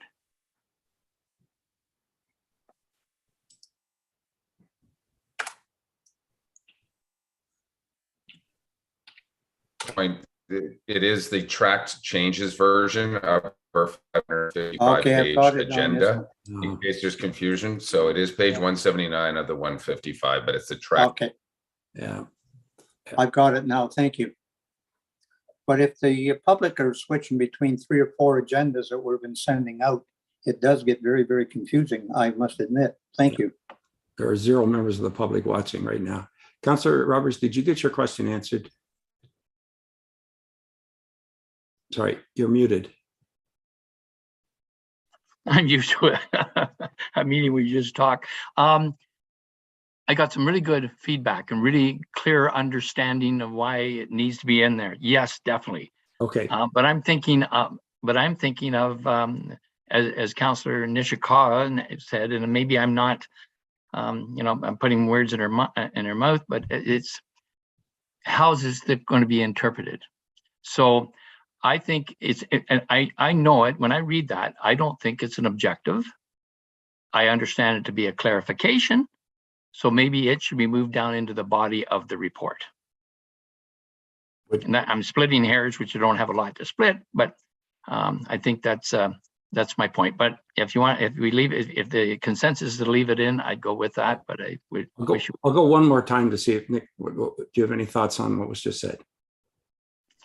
I'm, with all of this being said, I think it works where it is because it does set the tone for what the township's expectations are. And I think Jim actually put it quite eloquently. There's lots of aggregate around, so we don't have to protect everything because there's lots of choice. So I think it works where it is. I think it's a good ad. Thank you, Mr. McDonald. Okay, so so we're finished with that subject now. Councillor Roberts, you submitted something on lake plans that I was told I would get, but I did not get. Are you ready to deal with that? If not, I have other items. Yes, definitely am. I am ready to deal with that. Keep in mind, Mr. Roberts, that nobody has anything in front of them. So no, so I'm going to explain it very clearly. So let's first of all go to in the agenda package, page 95.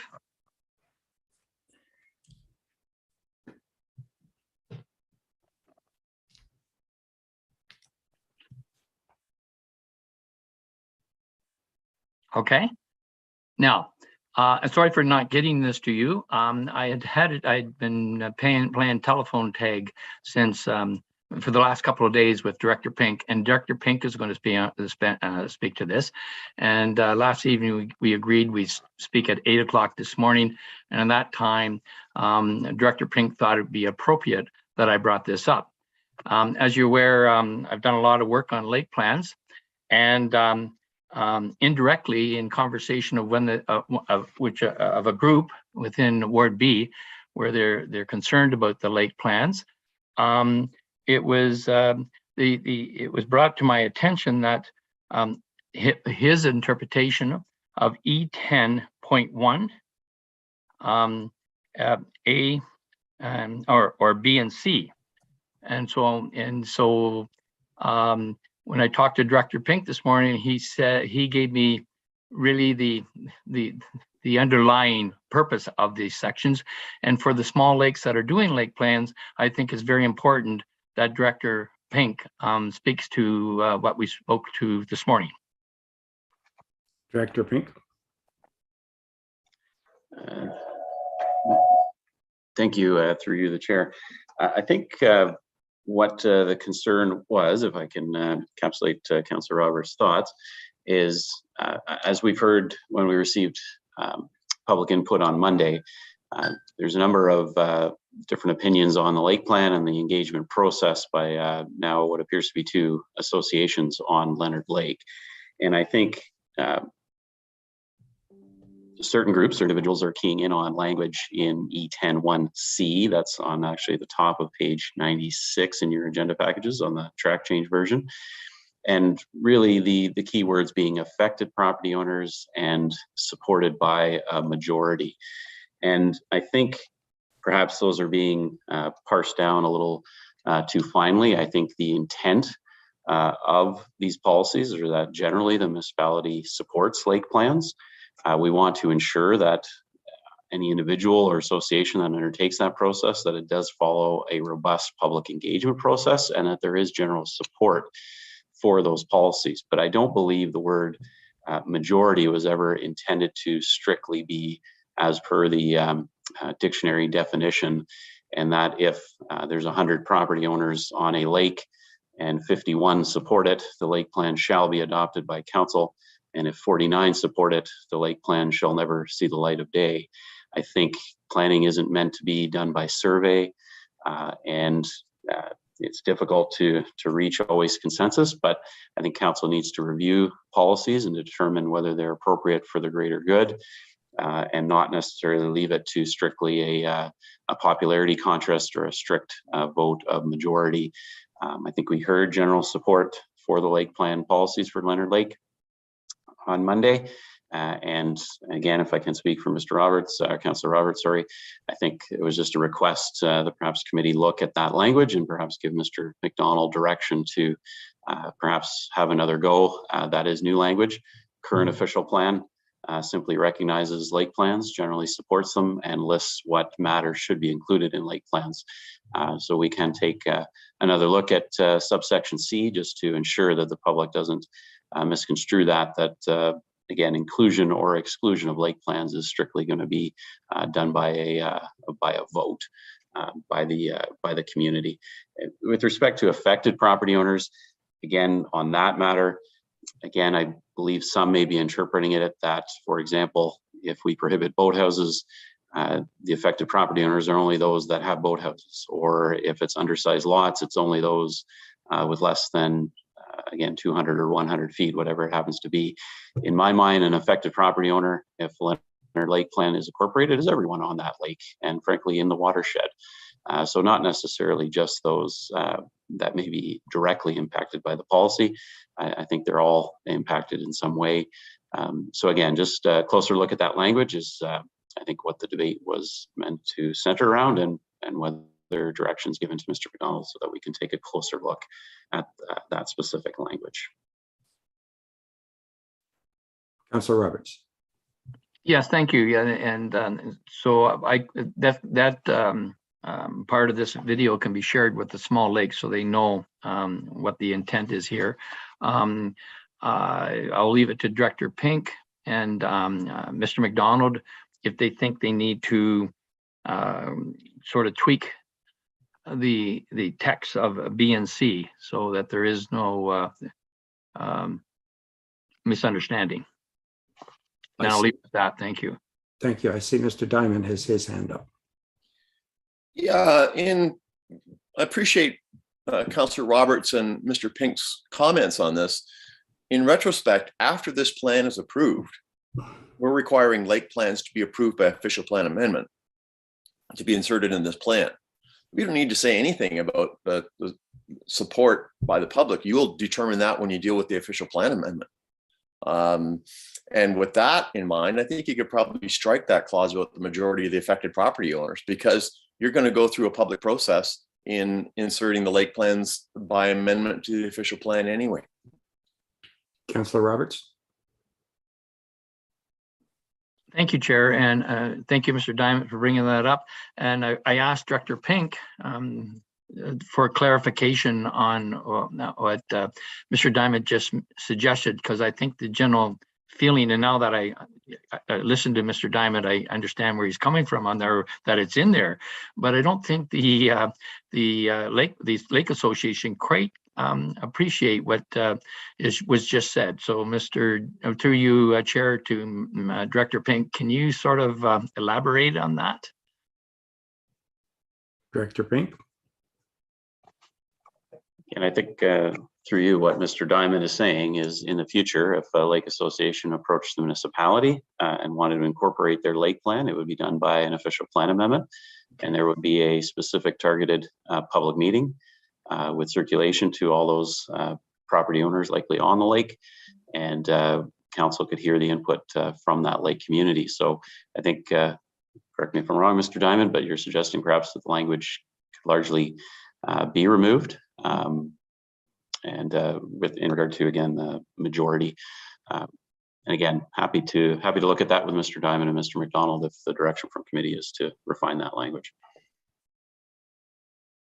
Mr. Roberts, or Councillor Roberts. Thank you, Chair. And so just be perfectly clear that the lakes that are in the draft right now do not have to go through an official plan amendment if we continue through the process. I know on Monday, Cardwell Lake mentioned that they were they were doing a lake plan. So Cardwell Lake, for an example, would have to go through that amendment. That's my interpretation, and nothing more to be said if my interpretation is correct.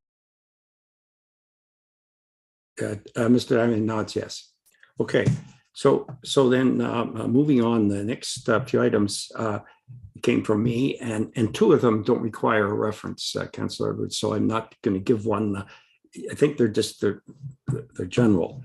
The first one is, and this was actually brought up at the Wednesday's meeting, but somehow didn't get dealt with, that new marinas should not be located in shallow bays or wetlands, given the damage this would cause to those areas. Does anyone have any, right now, does anyone have any comment on whether that should be included in the OP?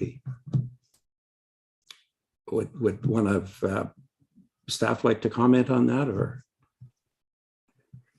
Yes, I can quickly respond. I think that would probably be the case in any event. Shallow bays are pretty challenging for marinas without doing some significant dredging.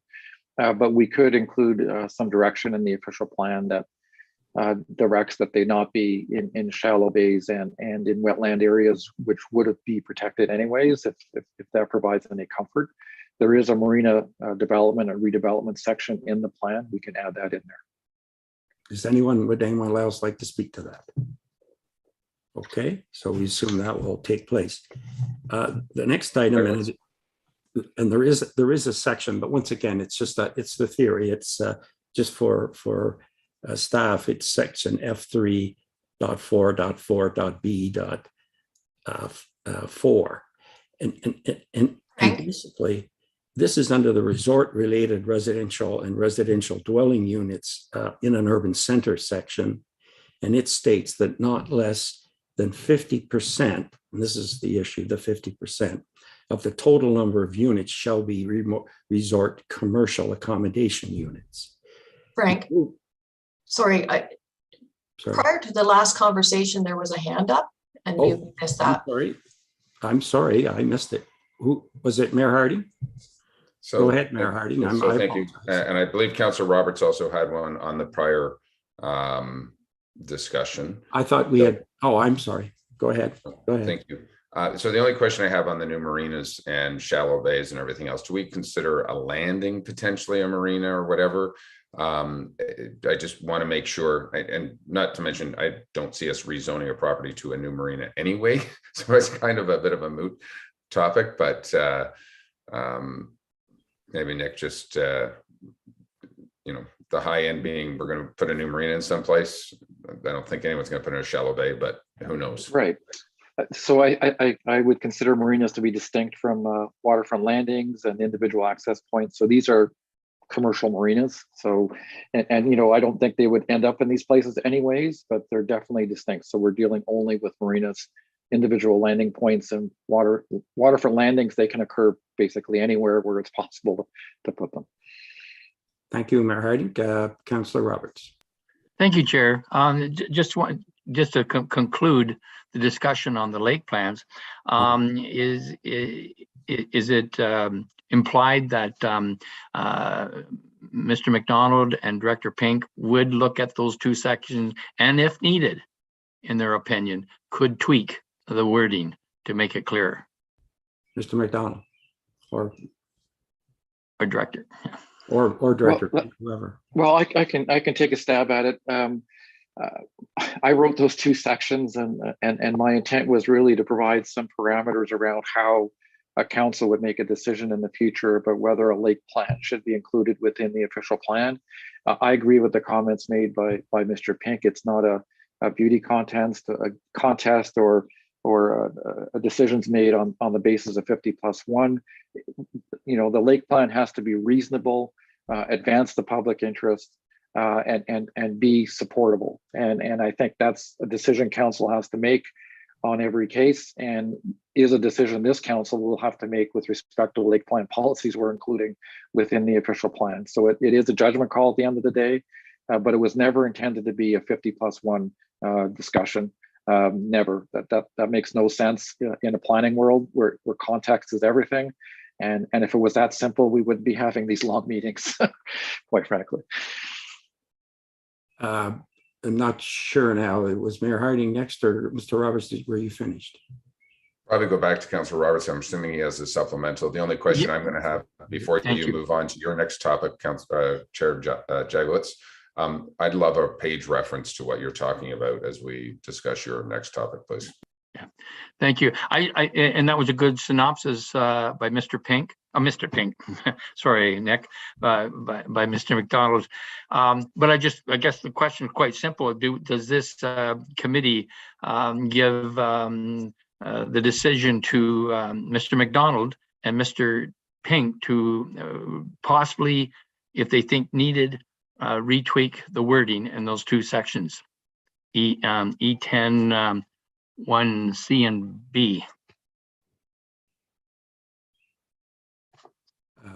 Who wants to take that? Was that a question for staff? I think it was more a council question or committee question. I'm okay with if Mr. McDonald wanted to tweak some wording in that, absolutely. We'll leave it in their capable hands. Everybody agree that that's okay? And we're happy to do that. Okay. So then, did everybody get, has everybody heard on those last two items, the lake plans and the marinas? Has everybody heard on those two? Okay. Well, so the next item that I'm going to, Mayor Harding asked for a page number. I'll do my best.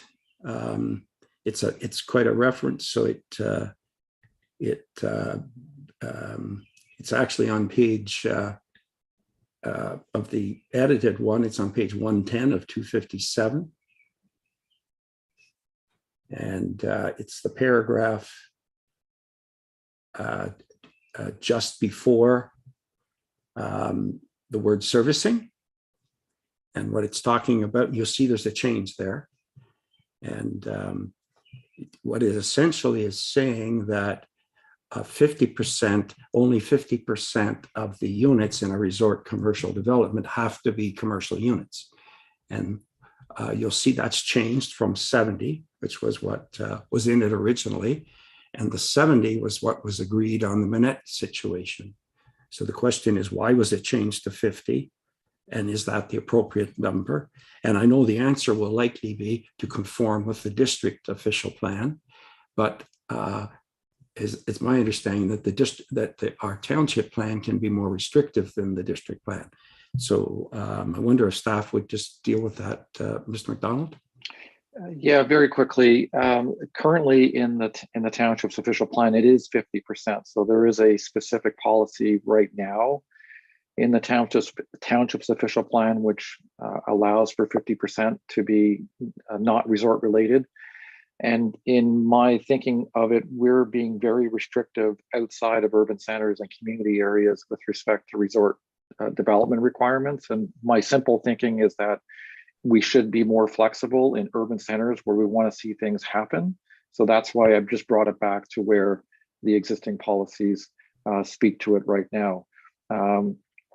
David Pink can speak to how long that policy has been in place and whether it's been applied or not. But that was the simple thinking, that urban centers are where you want things to happen and we should be more flexible there. If committee wants to be more restrictive, that's direction that can be provided, and it can go back to the 70%, but that's the simple reason for me going back to current policy. David, anything to add on that?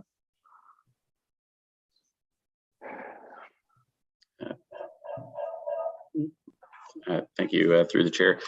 No, nothing further to add other than to confirm Mr. McDonald's correct. The current official plan does allow 50%. And as we've heard through various discussions in the last few days and earlier today, the official plan generally directs growth and development to our urban centers.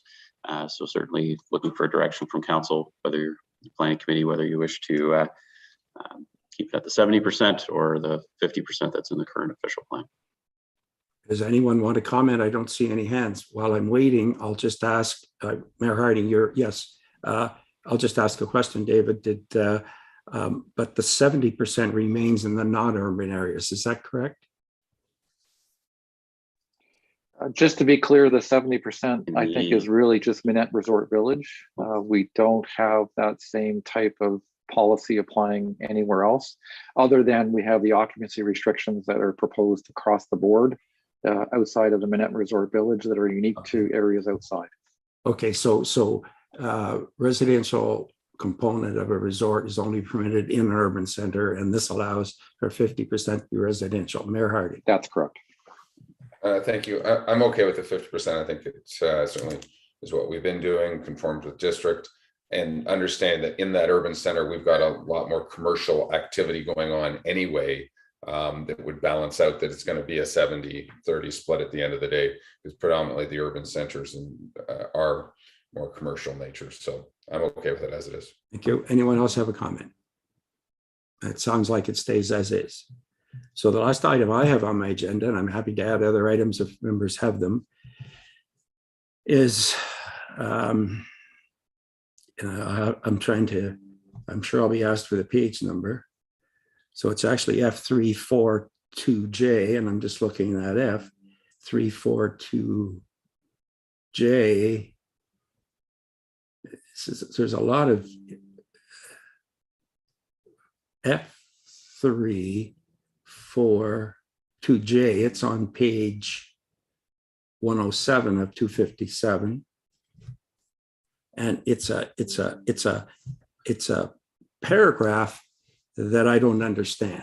Okay, and I don't know if you want to read it, Nick, and explain it, or would you like me to read it and then you explain it? Whatever. I can do that. Yeah, why don't you do that? It's also page 113 of our full agenda package for those who are. It's page 113 on our full agenda. Okay, so this particular section actually exists word for word in the existing official plan. I believe in section B11(4), if I got that right. I might be corrected on that. And it says limited expansion, enlargement, or redevelopment of existing commercial establishments shall be permitted to approve limits detailed in the implementing comprehensive zoning bylaw as of the date of adoption of this plan. Various zoning categories shall take into account the general differences in resorts and their densities, which is the case right now in the township's zoning bylaw. So this section simply carries forward an existing policy that allows for the consideration of expansions, enlargements, or redevelopment in accordance with the zoning provisions that apply to that property. Obviously, if that zoning is restrictive and they need to change it, anyone is entitled to submit an application to change it.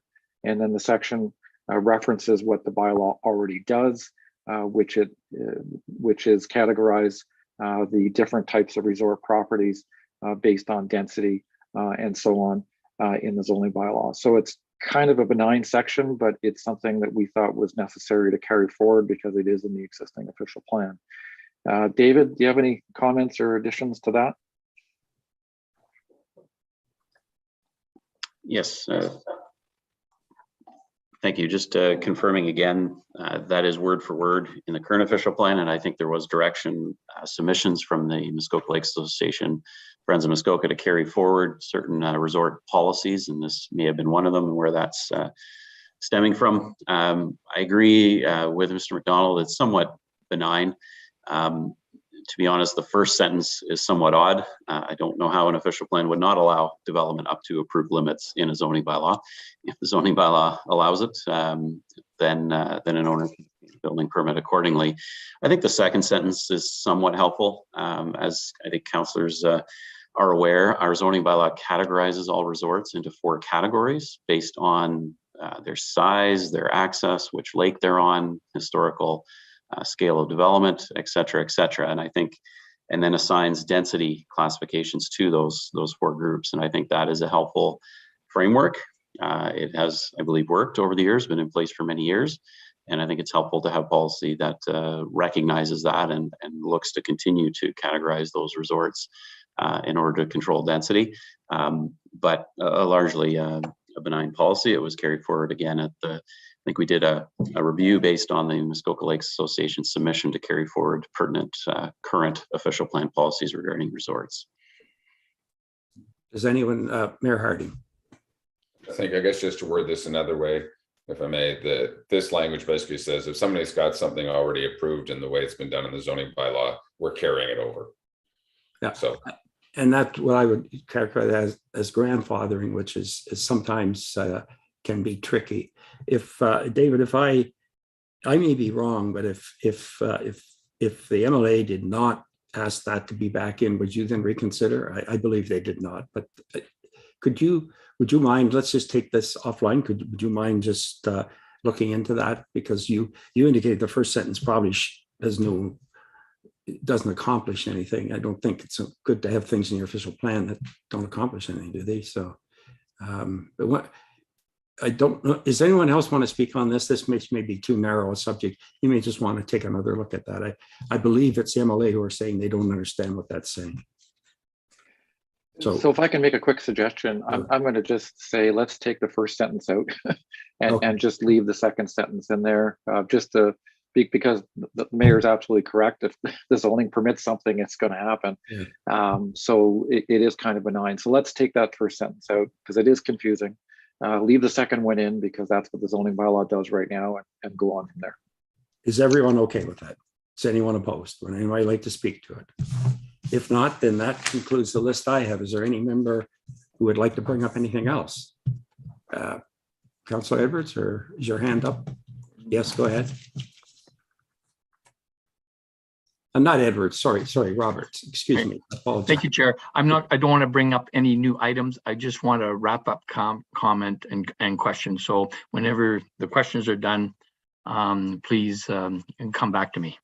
So what's on the agenda is once we finish the questions, you can do a wrap up comment. But before that, we have to set dates for open houses, public meetings and things like that. That's what's remaining. Is there anyone who would like to add anything more to be discussed? Seeing nothing else, do you want to do a wrap up now, or Mr. Pink or David, Director Pink, go ahead. I see. Thank you. Just very quickly, I believe it was in Chair Bridgman's notes, just to clarify, as I think we have received, and thank you for this discussion. I think it's been very helpful these last few days. I think we have very clear direction on which policies need to change as we work through those, and we have received other submissions. I know Chair Bridgman wanted to reference the submission from Patricia Arney that was received. Just looking for a clear okay that give Mr. McDonald, Mr. Diamond, and myself the ability to correct various general typographical changes, grammatical changes, formatting to improve readability, those sort of things. I just want to make certain that council's okay with that before that is released to the public. Certainly, we would make no material changes to anything, just improvements to language if, as we're making updates, we see items.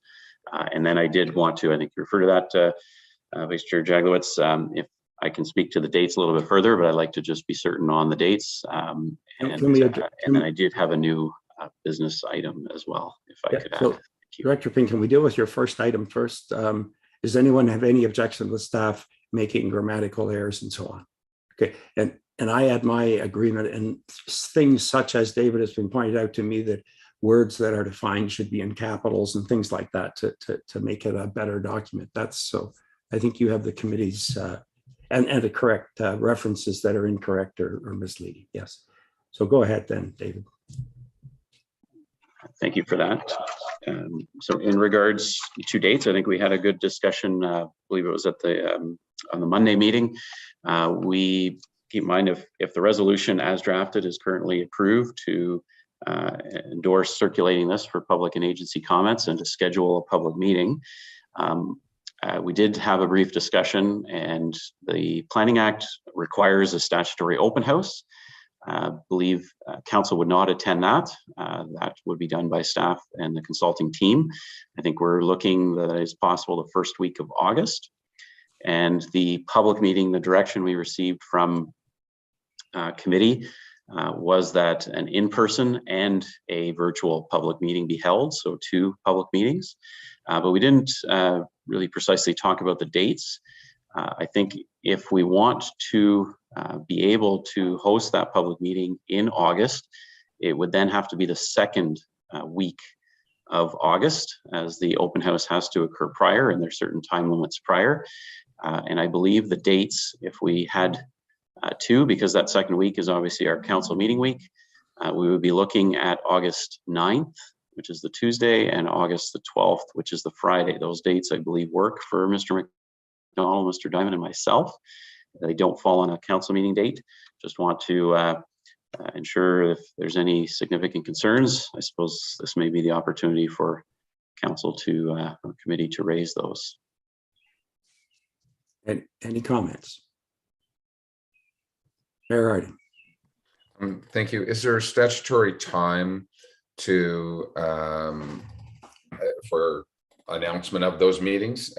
And knowing the fact that we're in committee today, I'm assuming we have to approve this through council to move this forward. Just wondering, are we backing up to any time issues? Do we need 30 days notice or anything? Director Pink. Thank you. Yes, there are very strict timelines under the Planning Act. Believe it or not, for something as this significant, all we have to do is put an ad in the paper 20 days prior. Certainly, we will do well in excess of that. We will update our Engage page, send out a notice to all subscribers, as well as the typical e-blast, all known associations and ratepayer groups, etc. Keep in mind, some time ago when we started this project, Council passed a resolution that any decision on this project by Planning Committee does not have to be ratified by Council. So we do not have to wait. My hope is to try to get notice out to the community, perhaps not the newspaper ad quite yet, but certainly the Engage page updated, etc. hopefully next week. And for an August 9th or 12th public meeting, I hope that's ample time for the community to review this document. Obviously, they've already had it for a few weeks now.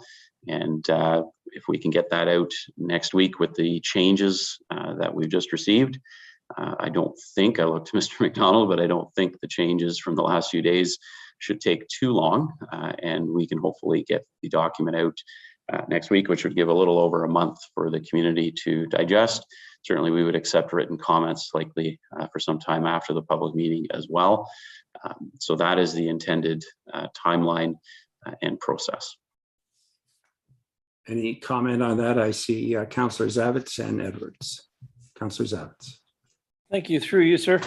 To David, I wonder, given your observations on timing, would you be able to extrapolate how this official plan looks? What's the runway look like to a successful completion of an OP, given the district has to look at it, et cetera? I'm just interested in the long range. When does this get done? Thank you. Thank you. Through the chair, I think the $1 million question will be the input and the level of submissions and comments we receive at the public meeting. And perhaps the best way to sort of provide an overview is the two extremes. If the community is almost entirely in support and feels the draft is a brilliant document and has really minimal changes, then perhaps we may be able to turn around and provide a report to this term of council to largely proceed with some minor revisions, and council may be apt to adopt an official plan shortly after the August public meeting. However, if we receive an extensive amount of objections, concerns, or revisions that are needed to the document, it will take some time to go through those, come back to committee with a summary of those comments and further debates about changes that need to be made, and even potentially another public meeting as a result of those changes. And obviously with a public meeting in mid-August and an election in October, you're likely looking at the next term of council considering it if its option B happens. With respect to district, the district approval is necessary regardless. So whichever process we undertake after we adopt, we will send to the district. Again, I think having a district approve in this term of council is likely not too realistic, but again, if the public meeting goes extremely well and we can send it off to the district, it will then become in their hands and part of their timelines. Councillor Edwards. Yes, thank you. The public meetings, that's, as you said, that's in our council week. So then we've got all of the council general finance and planning to go over that week as well as this. And then the turnaround time from the 9th to the 12th, if there's any comments, can they be done in that time?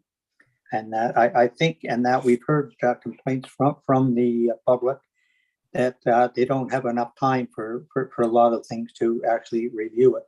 It's a question. I don't know what the other timing is, but it makes it hard if people are watching all the council stuff as well. Thank you. Director. Thank you. Just to clarify, there's certainly no intention that the August 9th and 12th would be a turnaround. It would just be on the 9th will be the virtual public meeting, and on the 12th would be the in-person, although I just threw that out there. Certainly I can look to direction if you have a preference as to which is the in-person and which is the digital. But as I noted previously, the intention or the hope would be to get the package out next week. So there's certainly no expectation that the community would review the whole draft just 1 week prior. It will have all of July, first 2 weeks of August to look at it. And to be honest, as a result of these meetings, there's quite minimal changes to the document. So really the community has draft 3 currently. They've had it now for about, is it 2-3 weeks already? And that's what you will be reviewing on August 9th and 12th or hearing comments. So I hope from a council perspective, there will be limited need to prepare a review. You have the official plan as well. You've given direction as to how it changes. So it shouldn't add to your workload. The August 9th and 12th will be largely for you to listen and to hear those comments from the community. But certainly feel free to continue to review the draft and reach out to me if you have any questions or comments in the interim. Okay. You okay, Councillor Edwards? Okay. Councillor Roberts. Yes, thank you, Chair. And that's what I was thinking too. If I didn't have time during that week, I'll just review the video or the public meeting on the weekend and then go from there. But I'm going to bring up my topic that I was going to hold off to the end because it was already been brought up by Councillor Zavitz. And mine was that for Director Pink to explain at a milestone, at a very high, which he implied, milestones to get this out the door during this term of council. So I think you answered that. In summary, my understanding, it's possible for us as a committee and council to get this finalized during this term, but it all depends on the significant changes that this committee perceives has come back from the public meetings in August. Is that correct? Director. Sorry, if you could repeat the specific question, but the okay. Oh yes, yeah, I will. Okay, so we're having. Oh, there you go. All right. Okay. So thank you for that next steps that you had given before. What I can see is, looking at it from Murphy's Law, it's my understanding that if there are significant objections or not objections or comments, I'm going to say more input, significant input that needs further debate from the public meeting in August, then it could jeopardize this committee and council's desire to finalize the OP during this term. That's my just want to make sure to confirm that or clarify my understanding. Director. Thank you. Thank you. That's largely correct. Although ultimately it is in council's hands. I mean, you're not obligated to make changes if you receive objections, but I would suggest that the resolution before you is that staff and the consulting team produce a report summarizing the comments heard and come back to you with consideration of revisions. And I think that's the appropriate process. So if we are inundated with concerns, objections, etc., obviously that will add to the time and the future discussions and future revisions to the draft. And as I say, even potentially an additional public meeting. If I could take the opportunity just quickly on the dates, and perhaps I might look to the clerk to expand, but my recollection of the meeting on Monday was very clearly the desire to hold one in-person meeting and one virtual meeting.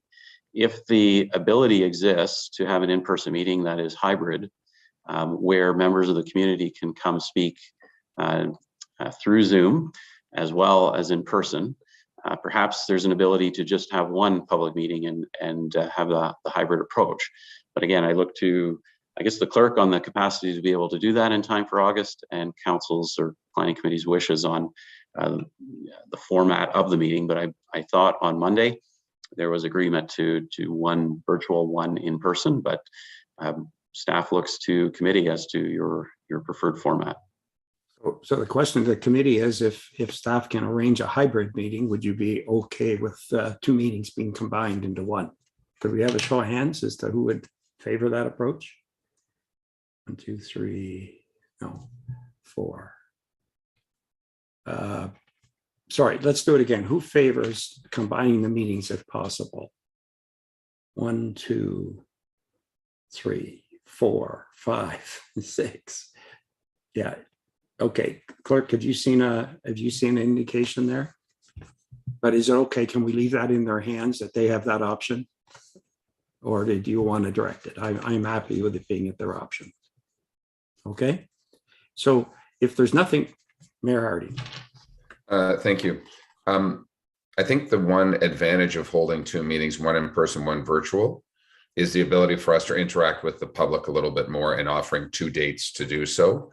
So hence the reason I didn't vote necessarily right now for the hybrid meeting. I think it does give us a greater opportunity to interact and get greater feedback. So that's why I leave it there. Obviously, staff are going to dictate that. We can continue this discussion moving forward at council. Councillor Roberts. Thank you. Yeah, I agree with the mayor that we have a better opportunity to interact. My concern would be having the two. Now I think about it, people that delegate at the video or the YouTube would then delegate again at the next meeting. And so there would have to be some, I think there has to be some way that we're not getting duplication and not of the same people speaking. Thank you.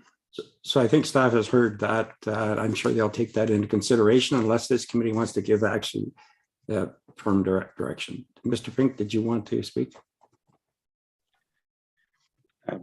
Not particularly, but I did note that as well after the Monday meeting. Immediately, my mind, I think we know our very passionate, engaged ratepayers, and I'm sure if we have two public meetings, we will likely hear a number of speakers on two occasions, and that's something committee may wish to consider. But I believe, correct me if I'm wrong, there was clear consensus that if we can accommodate a hybrid style meeting, staff will try our best to do that and have one public meeting unless committee directs otherwise. That's the consensus I heard. Thank you. So did I. Okay. So unless there's anything else, I have two motions here, and I'm going to read the first one. It's moved by Councillor Zavitz and seconded by Mayor Harding. Be it resolved that the third draft of the new Township of Muskoka Lakes official plan, as amended by Planning Committee direction, be circulated for public and agency comments, and an open house and public meeting scheduled in accordance with Planning Act requirements, and that public and agency input received on the third draft of the new official plan be reviewed by staff and summarized in a further staff report with recommendations to Planning Committee respecting proposed revisions to create a further draft to be presented to Planning Committee for their considerations. Is there any comment or questions? All in favor? Carried. Now, the second motion, I have two versions. As you know, we have another meeting scheduled for Monday, June the 27th. Can I assume that we don't need that? Oh, Director. Apologize for interrupting, and thank you very much for the indulgence. If I could just very quickly speak to a new business item. I believe there is new business on the agenda. I'm sorry, you did mention that. Go ahead. Yes. Thank you. I'm pleased to announce or advise committee that at yesterday's Community and Planning Committee meeting at the district, both the district Muskoka official plan amendment, I believe it's 49, and the township official plan amendment 56, this is related to the resort village of Minett, were recommended for approval to district council. So one, I'm pleased to update committee on that. The reason to speak to it very briefly, however, is the District of Muskoka did recommend staff a number of minor modifications to the township official plan amendment. As well, a number of submissions came in from the community right up until immediately prior to the committee meeting yesterday. And it resulted in a few more, what I would call minor modifications to the township official plan amendment. I have reviewed those, and Mr. McDonald is on the call, and he's very familiar with those submissions and modifications. He presented very thoroughly to committee yesterday. I can comfortably say I have no concerns with the modifications. None of them made any material changes to the development permissions in Minett. They were very more clerical or added clarity or refinement. However, I did want to advise committee or council that those modifications were made. And if council wishes that the official plan amendment come back and those modifications for your purview, we would need to advise the District of Muskoka before the council meeting. Again, so just wanted to advise committee of that and look for direction. I have a conflict on that file. Are you asking for some direction from this committee? Like a motion? No? Not looking for a motion per se. I'm more an update to council that there were modifications. However, should the discussion ensue and direction given that those modifications should come back to council for review, then that direction should be given to staff, and we can advise the District of Muskoka accordingly.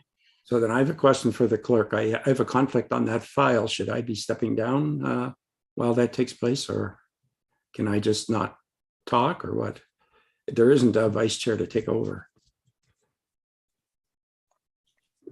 So I can't advise as to whether or not you have a pecuniary interest. You'll have to make that decision yourself, or break to speak with the IC. But I have a conflict on that file. So I believe I would jump in as chair if I'm not mistaken. Okay, then I will go dark. Mayor Harding, would you take over, please? While that, and then have me come back after that's finished. Absolutely. I guess I can ask my own question. What's another point of new business coming up? But Mr. Pink, we're okay, obviously. I don't know, committee, does anyone have any issues with the technical changes going forward right now? Maybe Mr. Pink, you could give us a little more detail in a memo to council. If one of us we do have the opportunity at council, which would be ahead of district council, to make any changes. Is that correct? Or is your feeling that we would want a special meeting? Again, they're more technical nature, I believe, the nature of the changes, and I don't think we can really add any value. I'll let David speak first, then go to you, Councillor Nishikawa. Thank you. I guess that's the direction I'm looking for, whether you wish to add it to an agenda. Again, I wouldn't want to off the top of my head go through all the changes. I don't want to put Mr. McDonald on the spot, but he did go through all of them yesterday. But they were, like I say, no material changes. What I would also add is obviously at district council, there are a number of district township Muskoka Lakes councillors that can certainly speak to it if that's a concern as well, if you wish to return it. Just keep in mind, bringing it back to our council for review will certainly add to the timeline, and I know there was some urgency on council, to see these official plan amendments through to the end. And pleased, after a very long process, a lot of discussion, we seem to be very close to the finish line. But I did just want to advise council that there were some modifications to the official plan that you adopted, and certainly it's within your purview to take a look at those and provide comments to the district. And this is that opportunity. Okay, Ruth, did you have a comment? Mostly what I wanted to say was to the other councillors that I was on the call, as well as I think yourself, Mayor Harding, and I didn't see significant differences that needed to concern our council. Thank you. Thank you. That'd be my comment, that I think we're certainly well served by Mr. Pink and also Mr. McDonald in this particular case. Took some concerns and questions from the public, have been able to make some modifications. So I think a big thank you, by the way, just to Mr. McDonald and Mr. Pink, obviously, for moving this forward. It has been a monumental task. It has been, if there's one thing that this council can be extremely proud of, is what's gone on in Minett and the change to the OP there in particular. I think it's protection for all of Muskoka and certainly sets the tone for some resort development going forward. So thank you for that, Mr. McDonald. And I think, Mr. Pink, you're okay to go forward. No one's objecting to that. So thank you. Thank you. Councillor Jagwitz, welcome back. I'll turn the chair over to you, but I do have a new business item at one point.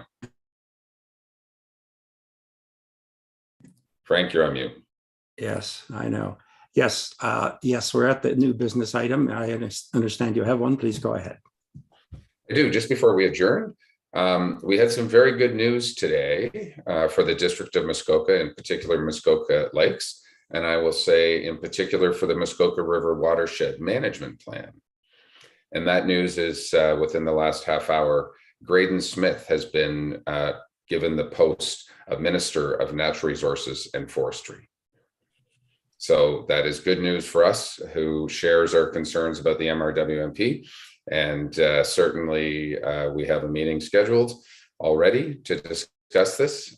So hopefully we can start to make some headway in this. And but also a great news, there was a few rookie MPPs that have been given positions.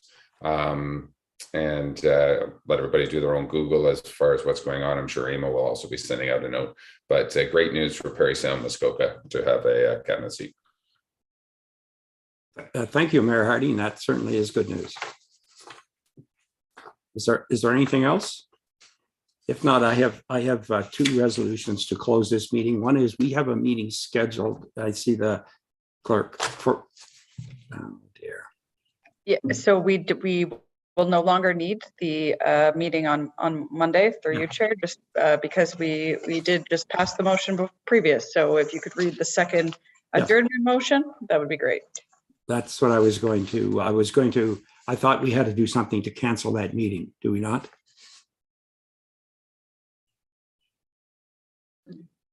I'm just going to add in a line. So maybe if you actually just let me read the motion through you, that would. Because I thought you were going. We had to cancel that next meeting. Go ahead. Is there only one meeting next week, David? Mm-hmm. Oh.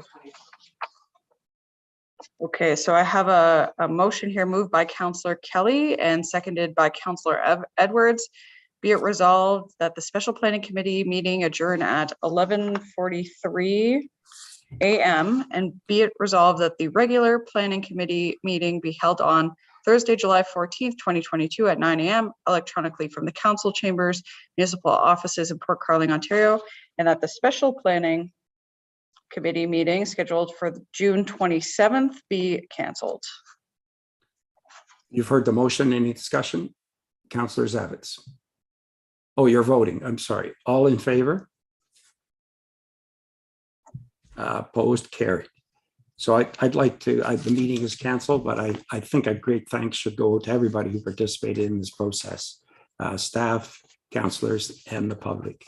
Great job done. And Chair Bridgman deserves the credit. She handled those meetings well. Yeah. And get well, Barbara. Yeah. So that's it, guys. Bye.